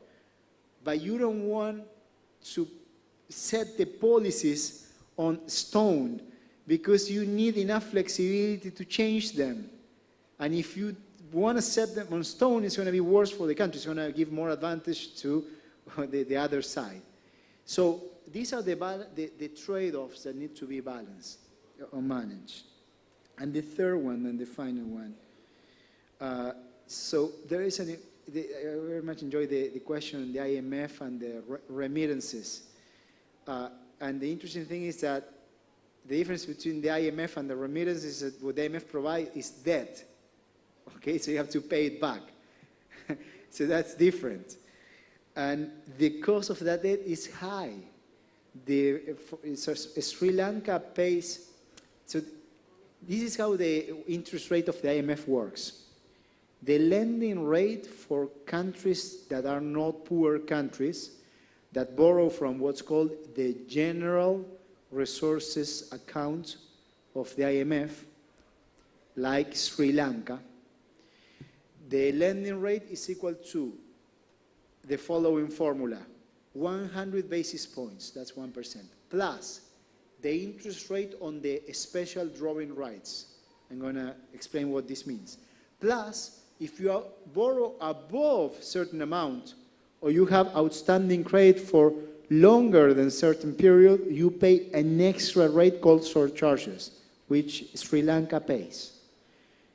The special drawing rights rate, which is a main component of the IMF lending rate, the cost of borrowing from the fund, depends on the rates of the bonds of the US Treasury, the UK Treasury, the Chinese Treasury, the Euro area, and I'm missing one, Japan. So when the Fed in the US, the Federal Reserve, which is the central bank of the US, increases its interest rate to tackle inflation in the US because there was a war in Ukraine, the cost of borrowing from the IMF increases because the special drawing rights rate increases. So Sri Lanka pays more when Mr. Jay Powell in the US decides to increase the interest rate. Has nothing to do with you, but you pay more, okay? So that's why countries that borrow from the IMF today are paying more. It's very expensive. More than 8% the interest rate on the IMF when you include surcharges. So not only you need to think about the conditionalities when you decide to borrow and what war you're getting exposed to, but also about the interest rate cost. What's the trade-off? Not being, if you don't withdraw money, if you don't borrow from the IMF, you can't use that money, but that's why it's so important, what are you using that money for? If you're using to pay other creditors, you're wasting your money. You should also negotiate with the other creditors a deal to refinance the debt. If you are using it for an investment project that will increase the productivity, but more than the interest rate of the IMF lending, well, that might be good, but that's not what the IMF money is for. The IMF money is not money for development. You borrow from other institutions in order to do infrastructure projects. So these are the different parameters and elements that need to be taken into account for a decision that is in the best interest of the citizens of a country.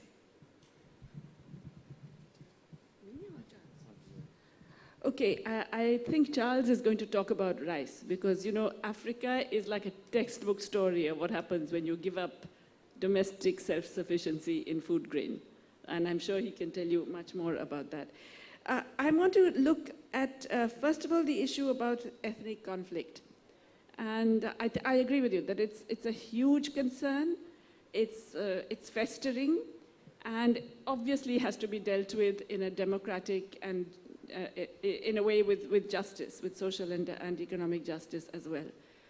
But I would put to you that it is also true that the more economically fragile, the more materially insecure people feel, the more prone they are to ethnic conflict. In other words, this doesn't happen in a vacuum. It also can get sparked by people feeling really very unhappy, concerned about their lives. And we know that the last 3 years have really been terrible for most Sri Lankan people, including certainly in the north, but in general. So yes, we have to address the issue of the ethnic conflict and avoid the militarization of society that you mentioned, which is absolutely true. But you also have to make sure that the economic insecurity doesn't spill over into creating ethnic conflict. We have seen this in India over and over again, that material insecurity drives people to communal riots, to hatred against religious minorities, to all kinds of things. So there is a strong interlinkage, and you really have to address both together, separately but together, I would feel. The IMF staff has different ideas, yes, and you know, some of their research is fantastic. Some of their new research, it recognizes market failures, it recognizes that capital accounts are, you shouldn't have free capital accounts, they're problematic. It does all kinds of very interesting research. And I found the IMF staff are also very open to new ideas. They actually asked me for an article on what is wrong with economics. And I basically sat down and wrote a rant, and I was very surprised when they published it without any changes. But that is one level of how the IMF functions. And even the leadership, we have seen Kristalina Georgieva and Gita Gopinath being very sensible often about many issues, including about debt and the need for counter-cyclical policies and all of that. That has not permeated to the ground.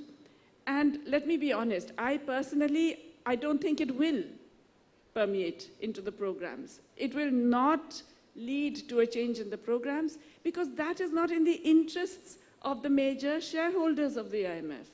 I mean, Martin has told you about it. It's the US, it's Europe, it's Japan, and it's not just these governments. It is these governments representing their financial interests. So they want to turn the screws. They want to make sure they extract every little bit of profit from this relationship, and it doesn't matter what happens to those societies and economies. So it's a very different process in terms of the actual functioning of the IMF, in terms of the programming.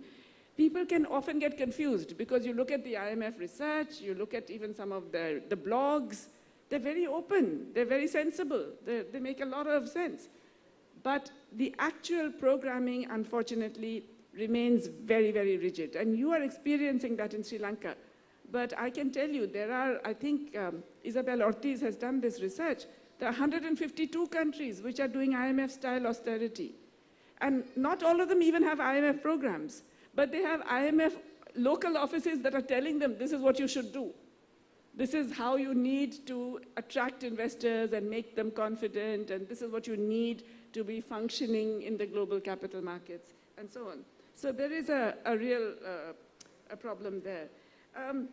I just want to make a final point, which is related to all of this, that, you know, we are always told that, oh, we can't do this because of the rule-based international order. For example, saying, you know, we won't take up any more of these sovereign bonds and so on. And Martin, I think, did you mention how Argentina did very well in the period when it was out of the capital markets? It really did very well, okay? And that is something that I think most of our countries, we still haven't realized. The rules-based economic order has gone. It's a free-for-all. It's a jungle out there. The United States is so terrified of China overtaking it that it has completely destroyed the rule book. It does industrial policy when it wants, it does trade policy when it wants, it does subsidies when it wants. I mean, all of that has gone. Similarly with Europe. So the rules-based order is only for us because we're stupid enough to go along with it. We have to recognize that they are not, in fact, involving the rules-based economic order. In fact, let me give you an example in finance. When there was a major run on Silicon Valley Bank, small bank in the US, and then subsequently in Syndicate Bank. These are small banks that lend to large, mainly software and IT companies and so on. They were so worried about it being a systemic threat that they pulled out all the stops, and within 3 days, within 3 days, the US government the Treasury had effectively given a guarantee which is against the rules. You're not supposed to give a guarantee on deposits that are beyond $250,000. They were giving guarantee on all deposits just to keep that bank afloat. The rules had gone. There was no problem.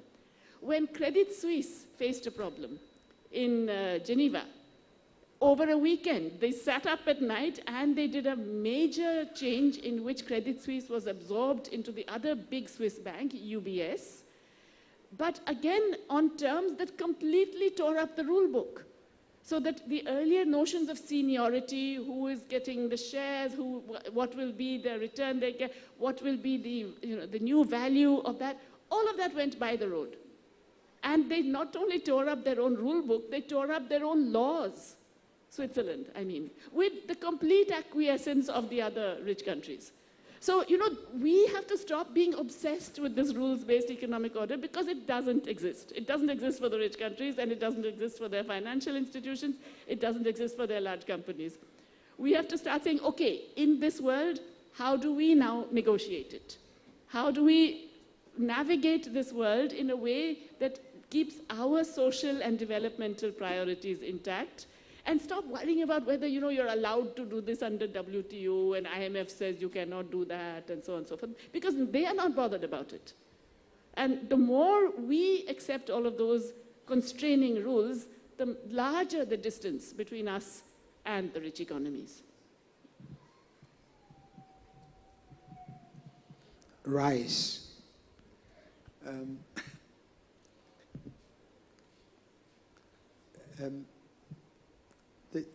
Africa is a very interesting laboratory for many things, including policies that don't work. Let me just answer the question by limiting myself to my own country's experience. So Ghana has always been like a lead player in many things on the African continent. First country south of the Sahara to be independent, heavy investment in public services, quite like Sri Lanka, and a focus on food security. Very early stages, investment in energy in order to industrialize. I mean, many similar patterns. So up till the mid-80s, Ghana was self-sufficient. In fact, exported rice and maize.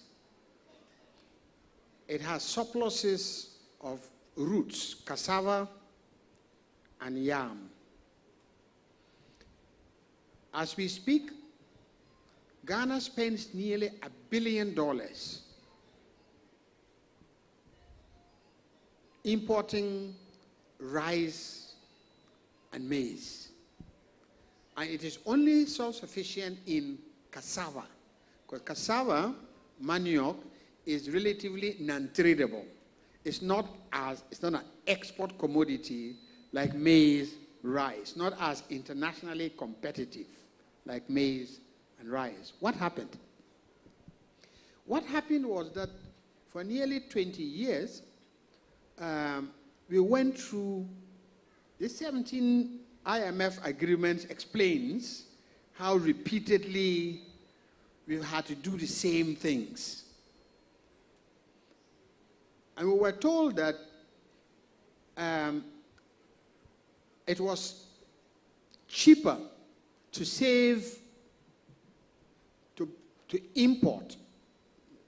The international market prices are much, much cheaper than the cost of producing, which is that's import substitution. Same kind of argument as manufactured goods. Support for the farm sector, small-scale irrigation, the management of valleys for rice and maize, the marketing boards that supported small farmers and created stocks, those were the first ones to go. And then, with time, we've become totally dependent. Why must you not go down this line of this argument? One, the international food market is not a competitive market. It is dominated by a few agribusiness companies. It's basically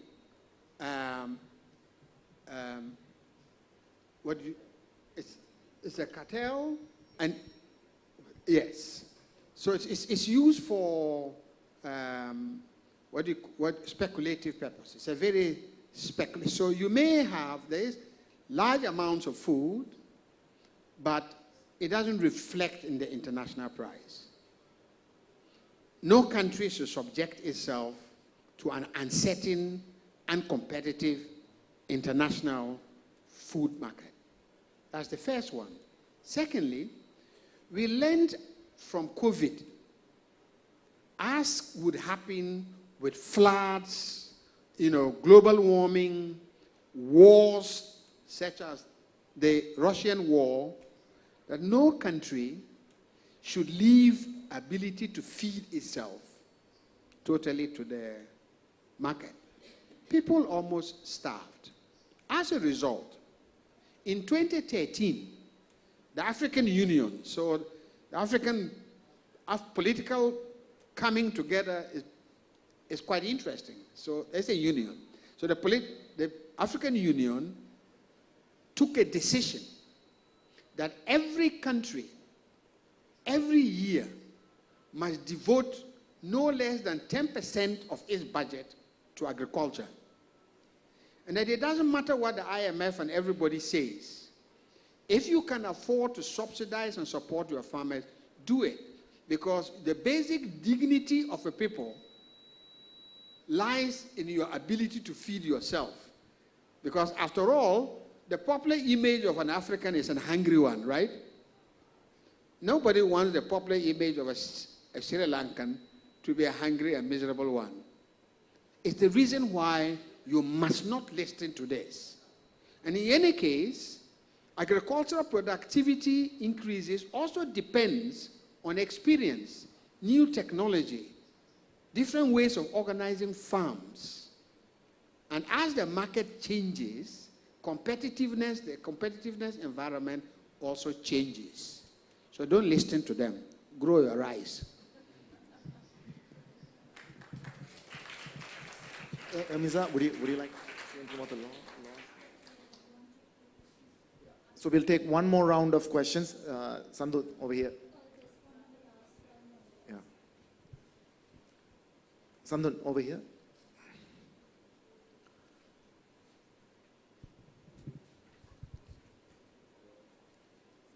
Sandhu, it's not on.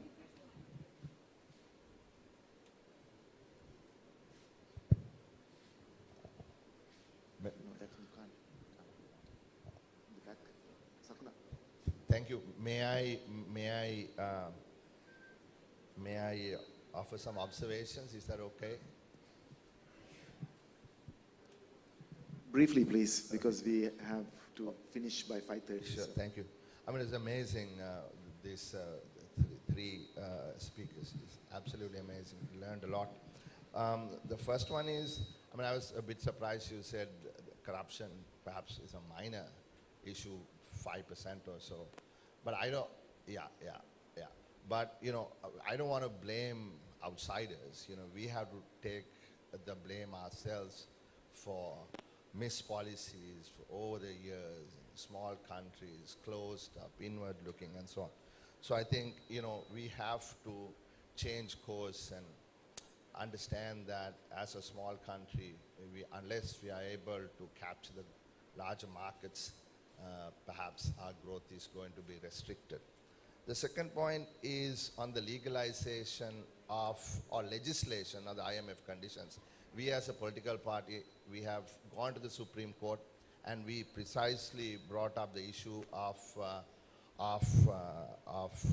shocks, and that we cannot be bound by these targets. We hope that the Supreme Court will listen to arguments and strike off the entire chapter in that economic transformation bill. The third one is in terms of growth. The IMF doesn't pay sufficient attention in this agreement to growth. And we have argued with the IMF that we want to renegotiate this agreement if we form the next government, and that we need to focus more on growth, and not just on growth, but on non-tradable growth, because to them growth is growth, but we think non-tradable growth is what we need to focus on. And the next point is a complicated one. Martin, you're talking about the debt restructure. It is imminent that we may sign an agreement not with the bilateral bondholders, Paris Club, that's all right, let's say, but with the ISB holders on a macro-linked bond, which ties us to a state-specific situation. And if we do well, then they do better, in that we are going to agree to a 28% haircut, but once the one-time test is conducted in 2028 January, depending on how much our GDP is, there is 70 to 80% probability that the haircut may fall to 7.2% from 28%. And the last point is about, you talked about the debt standstill, the interest not being accumulated while the negotiations are going on. And that's brilliant, and we would want to support you in any forum that you argue for this matter. But there's one other point that I want to bring out, and that is the beneficial ownership of these bondholders. For instance, there was a big issue when the previous government wanted to pay $500 million, And we argued, look, you know, who is benefiting from them? And there's no way in which people can find out. It's completely black box because the trustees won't let the world know who owns these bonds. So there is perhaps corruption in that bonds itself. Perhaps it's a circular flow of money. The money flows out of here and then comes back and it gets paid back again. So those are my observations, Highland. Thank you.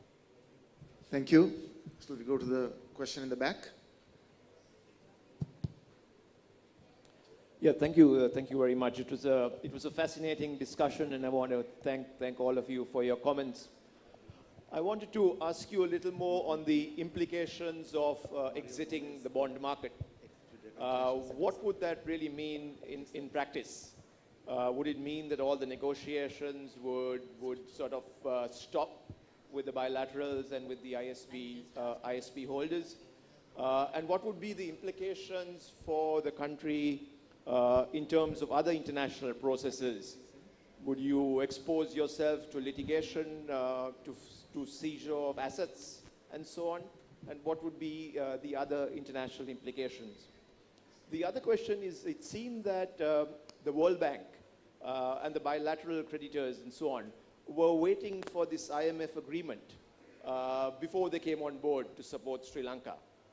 So what would be the implications if you were to break the rules? Would you run into other encounters with the World Bank and other bilateral donors?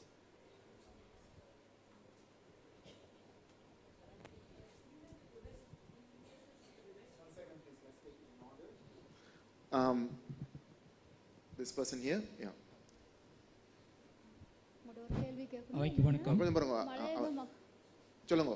மலையக மக்கள் வந்து பொருளாதாரத்தில் வந்து முதலிடமாக இருக்கிறாங்க. இலங்கையில் வந்து மலையக மக்கள் தான் பொருளாதாரத்தை முன்னிலைமை காட்டியிருக்கிறாங்க. இருந்தாலும் அவங்களோட வாழ்க்கை தரம் எல்லாமே உயர்வு மட்டத்தில் இல்லை, தாழ்மையான மட்டத்தில் தான் இருக்குது. இலங்கையில் வந்து கடன் தொகை அப்படின்னு சொல்ல போது பல நிவாரணங்கள் கொடுக்கப்படணும். இருந்தாலும் மலையக மக்களுக்கு வந்து அந்த நிவாரணம் எதுவுமே கிடைக்கிறது இல்லை. அந்த பணத்தை வந்து நிவாரணமாக பணமாக கொடுக்காம நம்ம நாட்டில் வந்து ஒரு விவசாயமாக இல்லை சுயதொழில் அப்படியான ஒரு கடன் தொகையை கொடுத்தா இந்த நாடுக்கு வந்து ஒரு பொருளாதார சுமை நீக்கும் அப்படின்ட்டு உங்களோட கருத்து என்னன்ட்டு நாங்கள் கொஞ்சம் கேட்குறோம். She's from the hill country, in the plantations, and her question is that with the economic crisis, there is certain subsidies that are being provided, but it's not reaching the people in the estates. If the funds allocated for such subsidies could be used to create employment, that would be beneficial. And what are your thoughts on that? வணக்கம். நான் சகோதரன் Salz அவர்களுடைய கருத்திலிருந்து என்னுடைய கருத்துரையை தொடங்க ஆரம்பிக்கின்றேன். அதாவது Salz அவர்களுடைய கருத்தை நாங்கள் வரவேற்றுக் கொள்கின்ற அதே நேரத்தில் நாங்கள் எங்களுடைய முயற்சியினூடாக நாங்கள் எங்களுக்கொண்டு ஒரு பொருளாதாரத்தை உருவாக்கி கொள்ள வேண்டுமென்றதிலே மாற்று கருத்தில்லை. ஆனால் இந்த நாட்டிலே சிறிமாவோ பண்டாரநாயக்கா அவர்களுடைய ஆட்சி காலத்திலே சார்பு பொருளாதார கட்டமைப்பு வந்து உருவாக்கப்பட்ட ஒரு நிலையிலே விவசாயம் மீன்பிடித்துறை ஒரு வளர்ச்சி போக்கை அடைந்து கொண்டு வந்தது. ஆனால் அதுக்கு பிற்பாடு வந்த ஆட்சியாளராக இருந்த ஏவர்த்தன் அவர்களுடைய திறந்த பொருளாதார கொள்கையினூடாக இந்த சுய பொருளாதாரம் உடைக்கப்பட்டு மக்கள் அந்த சுய பொருளாதார கட்டமைப்பிலிருந்து அந்நியப்படுத்தப்பட்டார்கள். அவை அண்டையிலிருந்து அதிகமான பொருளாதார வறுமை அதிகரிக்க தொடங்கியது. சினிமா காலத்துக்கு முற்பட்ட காலத்திலே வந்து பொருளாதார வறுமை இருந்திருந்தாலும் ஆனால் அவர் கொண்ட சுய பொருளாதாரம் வந்து நாட்டுக்கும் நாட்டு மக்களுக்கும் வந்து நன்மை பயக்கக்கூடியதாக இருந்தது. அதுக்கு பிற்பாடு வந்த யுத்தம் பல துறை வந்து சீரழிக்கப்படுறதுக்கு காரணமாக இருந்தது. ஆக இந்த யுத்தத்துக்கு பின்னால் இருந்தவர்களும் அதை தங்களுக்கு சாதகமாக பயன்படுத்தி கொண்டு தான் இந்த நாட்டினுடைய பொருளாதாரத்தை சீரழித்தார்கள். அப்போ யுத்தம் முடிக்கப்பட்ட பிற்பாடு அதாவது இந்த இலங்கை நாடு ஒரு கேந்திர முக்கியத்துவமான இடத்தில் இருக்கின்றபடியால் இந்த இலங்கை நாட்டை, அதாவது சொற்பன சுந்தரியை யார் வச்சு போட்டி இருக்கின்றது அடிப்படையில் இந்த நாட்டுக்கு முக்கோண போட்டியின் அடிப்படையில் நிதி வழங்கப்படுகின்றது. ஆக இந்த நிதியை வழங்குகின்றவர்கள் தங்களுடைய அரசியல் நிகழ்ச்சி நிரலை வழிநடத்துகிறதை நோக்கமாக கொண்டு நிதிகளை வழங்குகின்றார்களோடைய உங்களுடைய பொருளாதாரத்தை கட்டி வளர்ப்பதற்கு அதுக்கு தடையாக இருக்கக்கூடிய காரணிகளை இனங்கண்டு அதை நீக்குவதற்கான வழியை அரசாங்கத்துக்கு ஆலோசனையாக சொல்லவும் இல்லை. அவர்களும் அதை செய்ய விடுவதற்கு அல்லது தீர்க்கிறதுக்கு தயாராக இல்லை. இதுதான் பின்புலமாக இருக்கின்றது. அதே நேரத்தில் ஒரே ஒரு விஷயம், அதுக்கு பின்னால் இருக்கக்கூடிய ஒரு விஷயம் என்னென்றால் இந்த நாட்டிலே வேறு ஒரு மக்கள் சார்பு அரசியல் பொருளாதாரம் வரக்கூடாதுன்றதிலேயும் அவர்கள் கவனமாக இருக்கிறார்கள். It's not a question, it's a comment that in Sri Lanka during the 1970s under the leadership of Sri Bandaranaike, there was emphasis on agriculture, fisheries and the rural economy. The policies that followed led to undermining agriculture and fisheries, as well as due to the war, there was further destruction. Now, after the war, and as Sri Lanka gained geopolitical importance, the geopolitical conflicts over Sri Lanka have led to major powers investing in Sri Lanka for their own interests. And then also the self-interest of our elite has also not led to development. Any other questions? We probably have to wrap up now. Okay. No, over there. No, I'm sorry, I can't take a second question. Let's give others a chance, please. In the back there. No, he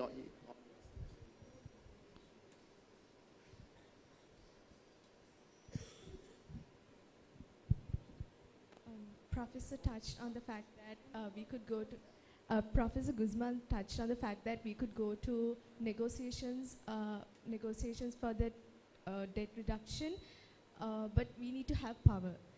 And at the same time, Professor Ghosh touched on the fact that if the debtors come into one position, and we could have an impact on the IMF agreements and also the debt reduction part. But if this path fails, is there any other alternatives that we could go for as considering the status of Sri Lanka in the world? One last question from there. I just want to say that we have this economic commission. So we have austerity at one level, and then we have this economic program of liberalization of the entire country. So the emphasis on foreign investment, on investment.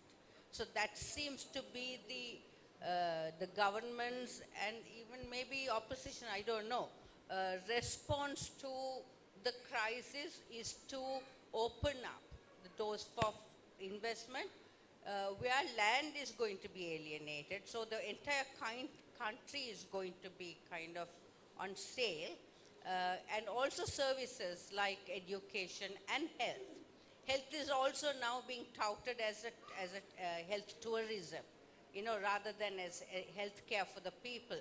So I also wonder, while we are talking of us and the IMF, there is also a class of people in this country that's part of the IMF, part of that class of negotiation. And this is not a question, this is a comment, but are there other countries that have experienced this? Okay, thank you. Now, I think we have to bring the panel to a close because our friends here have another meeting that they have to go to. So we'll take a last round of responses, and I'm also going to give Ermiza a chance. She's an attorney at law. If you want to say anything briefly. Because there were a couple of questions about the law at this time, which is a bit specific to Sri Lanka. And then we'll come in this order, Charles, Jayati, and Martin. Thanks, Ahilan. I did hear a few questions and concerns in relation to the law. I, in fact, came to this event straight from the Supreme Court after concluding hearings on the Economic Transformation Bill. there were those arguments made that there are these targets that are now being included into the law and fixed in the law. And it not only is a question of shocks, and which is the serious concern where we are not even allowing for that flexibility for the executive in the future, but holding the executive and even a future legislature, a future parliament, to certain targets without that flexibility of the people deciding based on what's happening and our aspirations, right? So I think even in discussing in all of these laws that are coming in, and there is a whole host of laws, there really is a need not only to challenge before the Supreme Court, but also to understand and share that understanding and discuss, have public discourse on what these laws mean. For the Economic Transformation Bill, and I know it's before court, but I will only say that these are the basis on which it was challenged. It is a law that is creating economic zones, investment zones, under an economic commission, anywhere in Sri Lanka. There's an economic commission, there's a Sri Lanka zones, identifies any land, any area, creates an investment zone anywhere in Sri Lanka. Investors can be domestic or foreign, even 100% foreign owned. There can be exclusions and modifications of the laws of our country for those zones. So this is one law. And the impact of that, not just for us today, but for the future generations of Sri Lankans are significant, was the argument that was made. And if we don't have a public discourse, I mean, the Supreme Court determining is one thing, but it's limited. We also have to have the people understand what this means for our futures. And so I'm looking at laws in that holistic way and the cumulative effect also. We've seen pension fund related laws coming in, we've seen Aswasuma coming in. It's not the individual laws that we are challenging and looking at faults in, but we're looking at the cumulative effect of these laws on the lives of people, particularly the poor, particularly the working people, and in that context also from the question on the plantations, where there are very specific vulnerabilities, harsh vulnerabilities that need to be addressed, particularly at this time. So I just wanted to respond to two things. There was a point made, I think it was a comment. I think it referred to the lack of attention to agriculture, and that there's no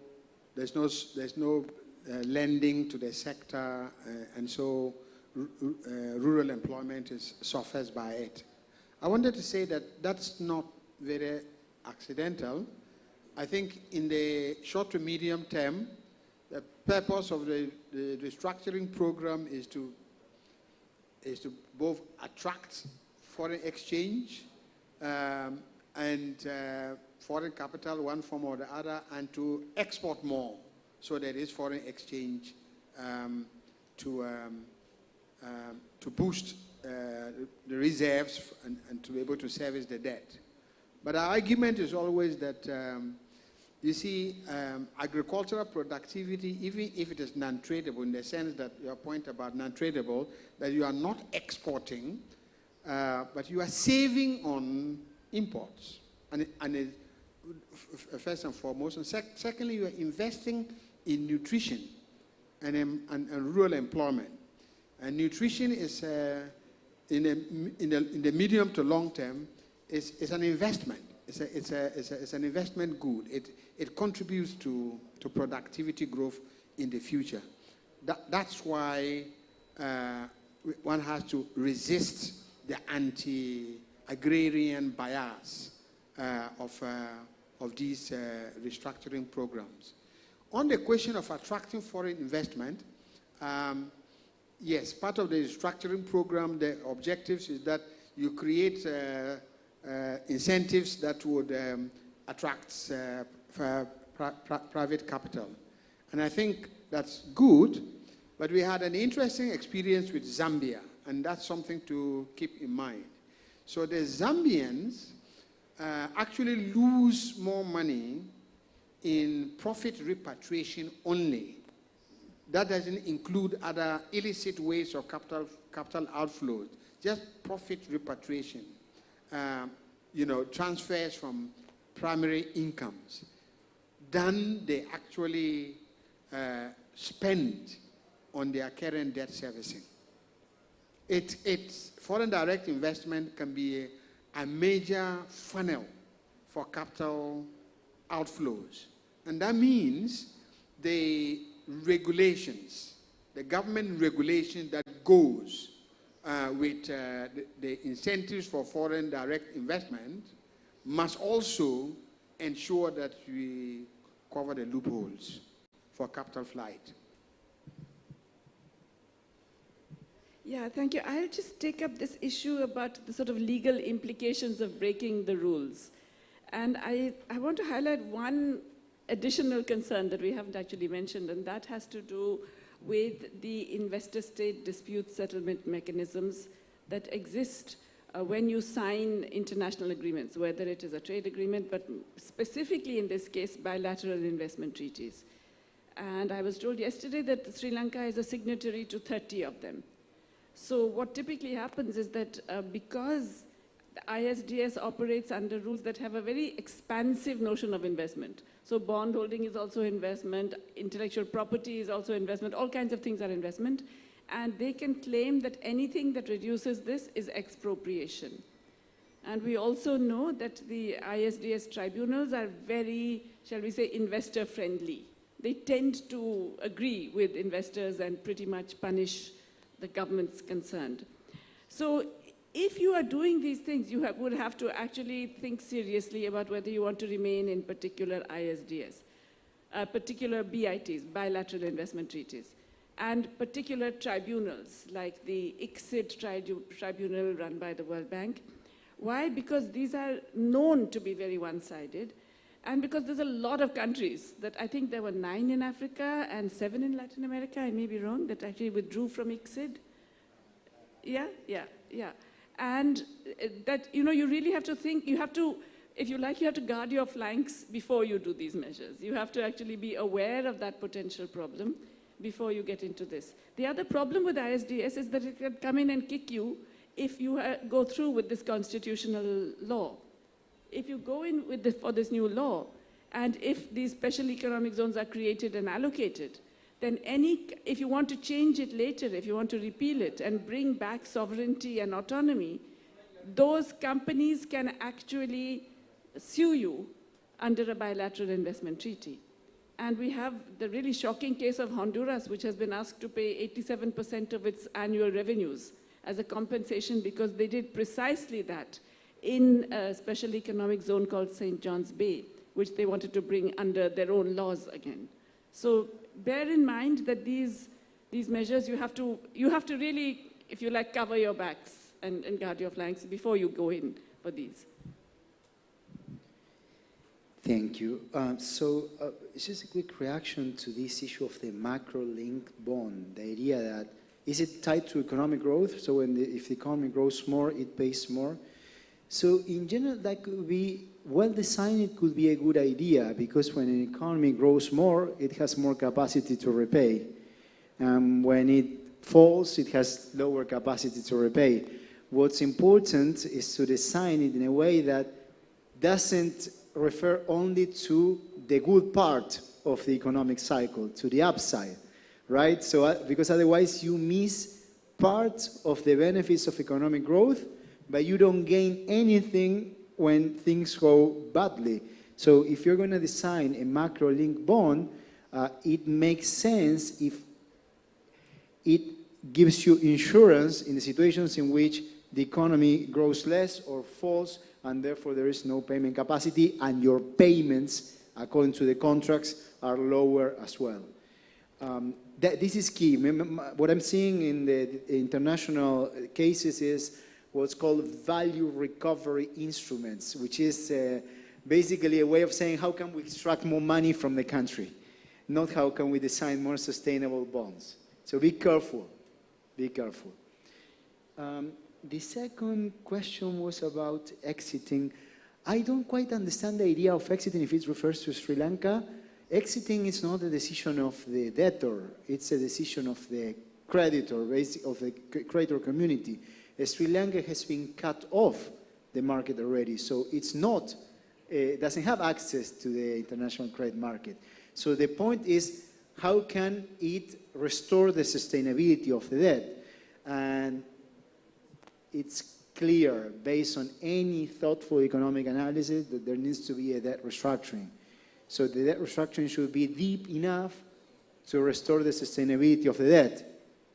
No less deep than that, because otherwise the country won't resolve its crisis. And if the country wants to do it deeper than what's necessary, it's going to create a bad relationship with the international credit markets for the future. And we have to assess what's the value of that relationship. Again, in the short term, it's going to be probably very low because of the low liquidity levels in the global economy. But in a more mature stage of economic development, the access, and in more normal conditions for the international economy, the value of access might be higher. But all countries should try to develop their own capital markets, borrow in their own currency under their own legislation. For that, countries need savings, okay? That's where the money comes from the savings. But the part that I didn't think was that, let me put it in other terms. So you spoke about other creditors waiting for the agreement with the IMF to provide financing. This is a common issue in the IMF negotiations. Promises of, the IMF calls it the catalytic effect. Sign on a program with the IMF and you will get money from others, the IMF says. And sometimes governments replicate that notion. Pardon my French, that's bullshit. Who is going to provide money now based on a program with the IMF? The private bondholders? No, that's not going to happen. Not going to happen anytime soon. China is not going to care about the program with the IMF. China is too big. China is as big as the IMF today in the developing country world. And China might even develop in the near future its rules like the IMF does, deciding under what terms can lend to countries if the country is in arrears, in default with the IMF. So is it going to come from where else? The World Bank. The World Bank has very low finance. So these institutions are struggling to provide financing now. And maybe some money may come in, but what's the cost of that? So if a country decides to go into an agreement with the IMF just based on the hope that some money could come into the country for financing projects at such an enormous cost, I mean, that's a bet that seems, it's a bit crazy. Why would you sign on an agreement when the costs are so certain based on the expectation, probably and almost for sure unfounded, that there will be money coming in from other sources in a global landscape in which the problem is lack of money, is lack of liquidity for everyone? It's not going to happen. We went through the same in Argentina. In 2018, the government was saying, no, we have to sign this deal with the IMF. There's going to be a catalytic effect. You know how much money the country got? Zero. Zero. Literally zero. And the money from the IMF was used to bail out unsustainable debts and finance a capital flight. So it's important to be thoughtful about in these discussions that have enormous consequences for the future of millions of people. And finally, there was this question on the alternative. I'm going to conclude with that. So what countries need is to develop dynamic comparative advantage. What are you going to produce that can be demanded by the rest of the world and allows you to create jobs, have foreign exchange that is also necessary for the development of the non-tradable sector. Without foreign exchange, there is no development of the tradable sector. So tradable and non-tradable have to go hand by hand, and create productivity. And then when you think about that alternative, you have to think, how do I use my fiscal resources? You as taxpayers pay. You want that your money to be well used. Of course, you want security, justice, you want roads. You also want a society that creates knowledge, right? So that's the first question. How a country can develop a dynamic comparative advantage, can be better in terms of the productivity that it creates. And what can the state do to support a more vibrant private sector? What's the best use of the resources of the state? And that fiscal policy, how is it supported by the monetary policy, by a financing policy? Are your taxes enough to meet the expenses that you think are the appropriate one at this moment, or you want to borrow more? If you borrow, from whom? In what currency? Under what legislation? In what terms? Those are the questions when you come up with an alternative. Yeah, it's very common to hear in IMF negotiations, oh, there is no alternative. Again, there is always an alternative. And ultimately, what a government needs to do is to explain why that financing is so critical for the plan that it developed. And if it has no answers, well, we have to look for other answers. What would be the set of policies that will be more conducive to the development of a society? Let me stop here. Thank you.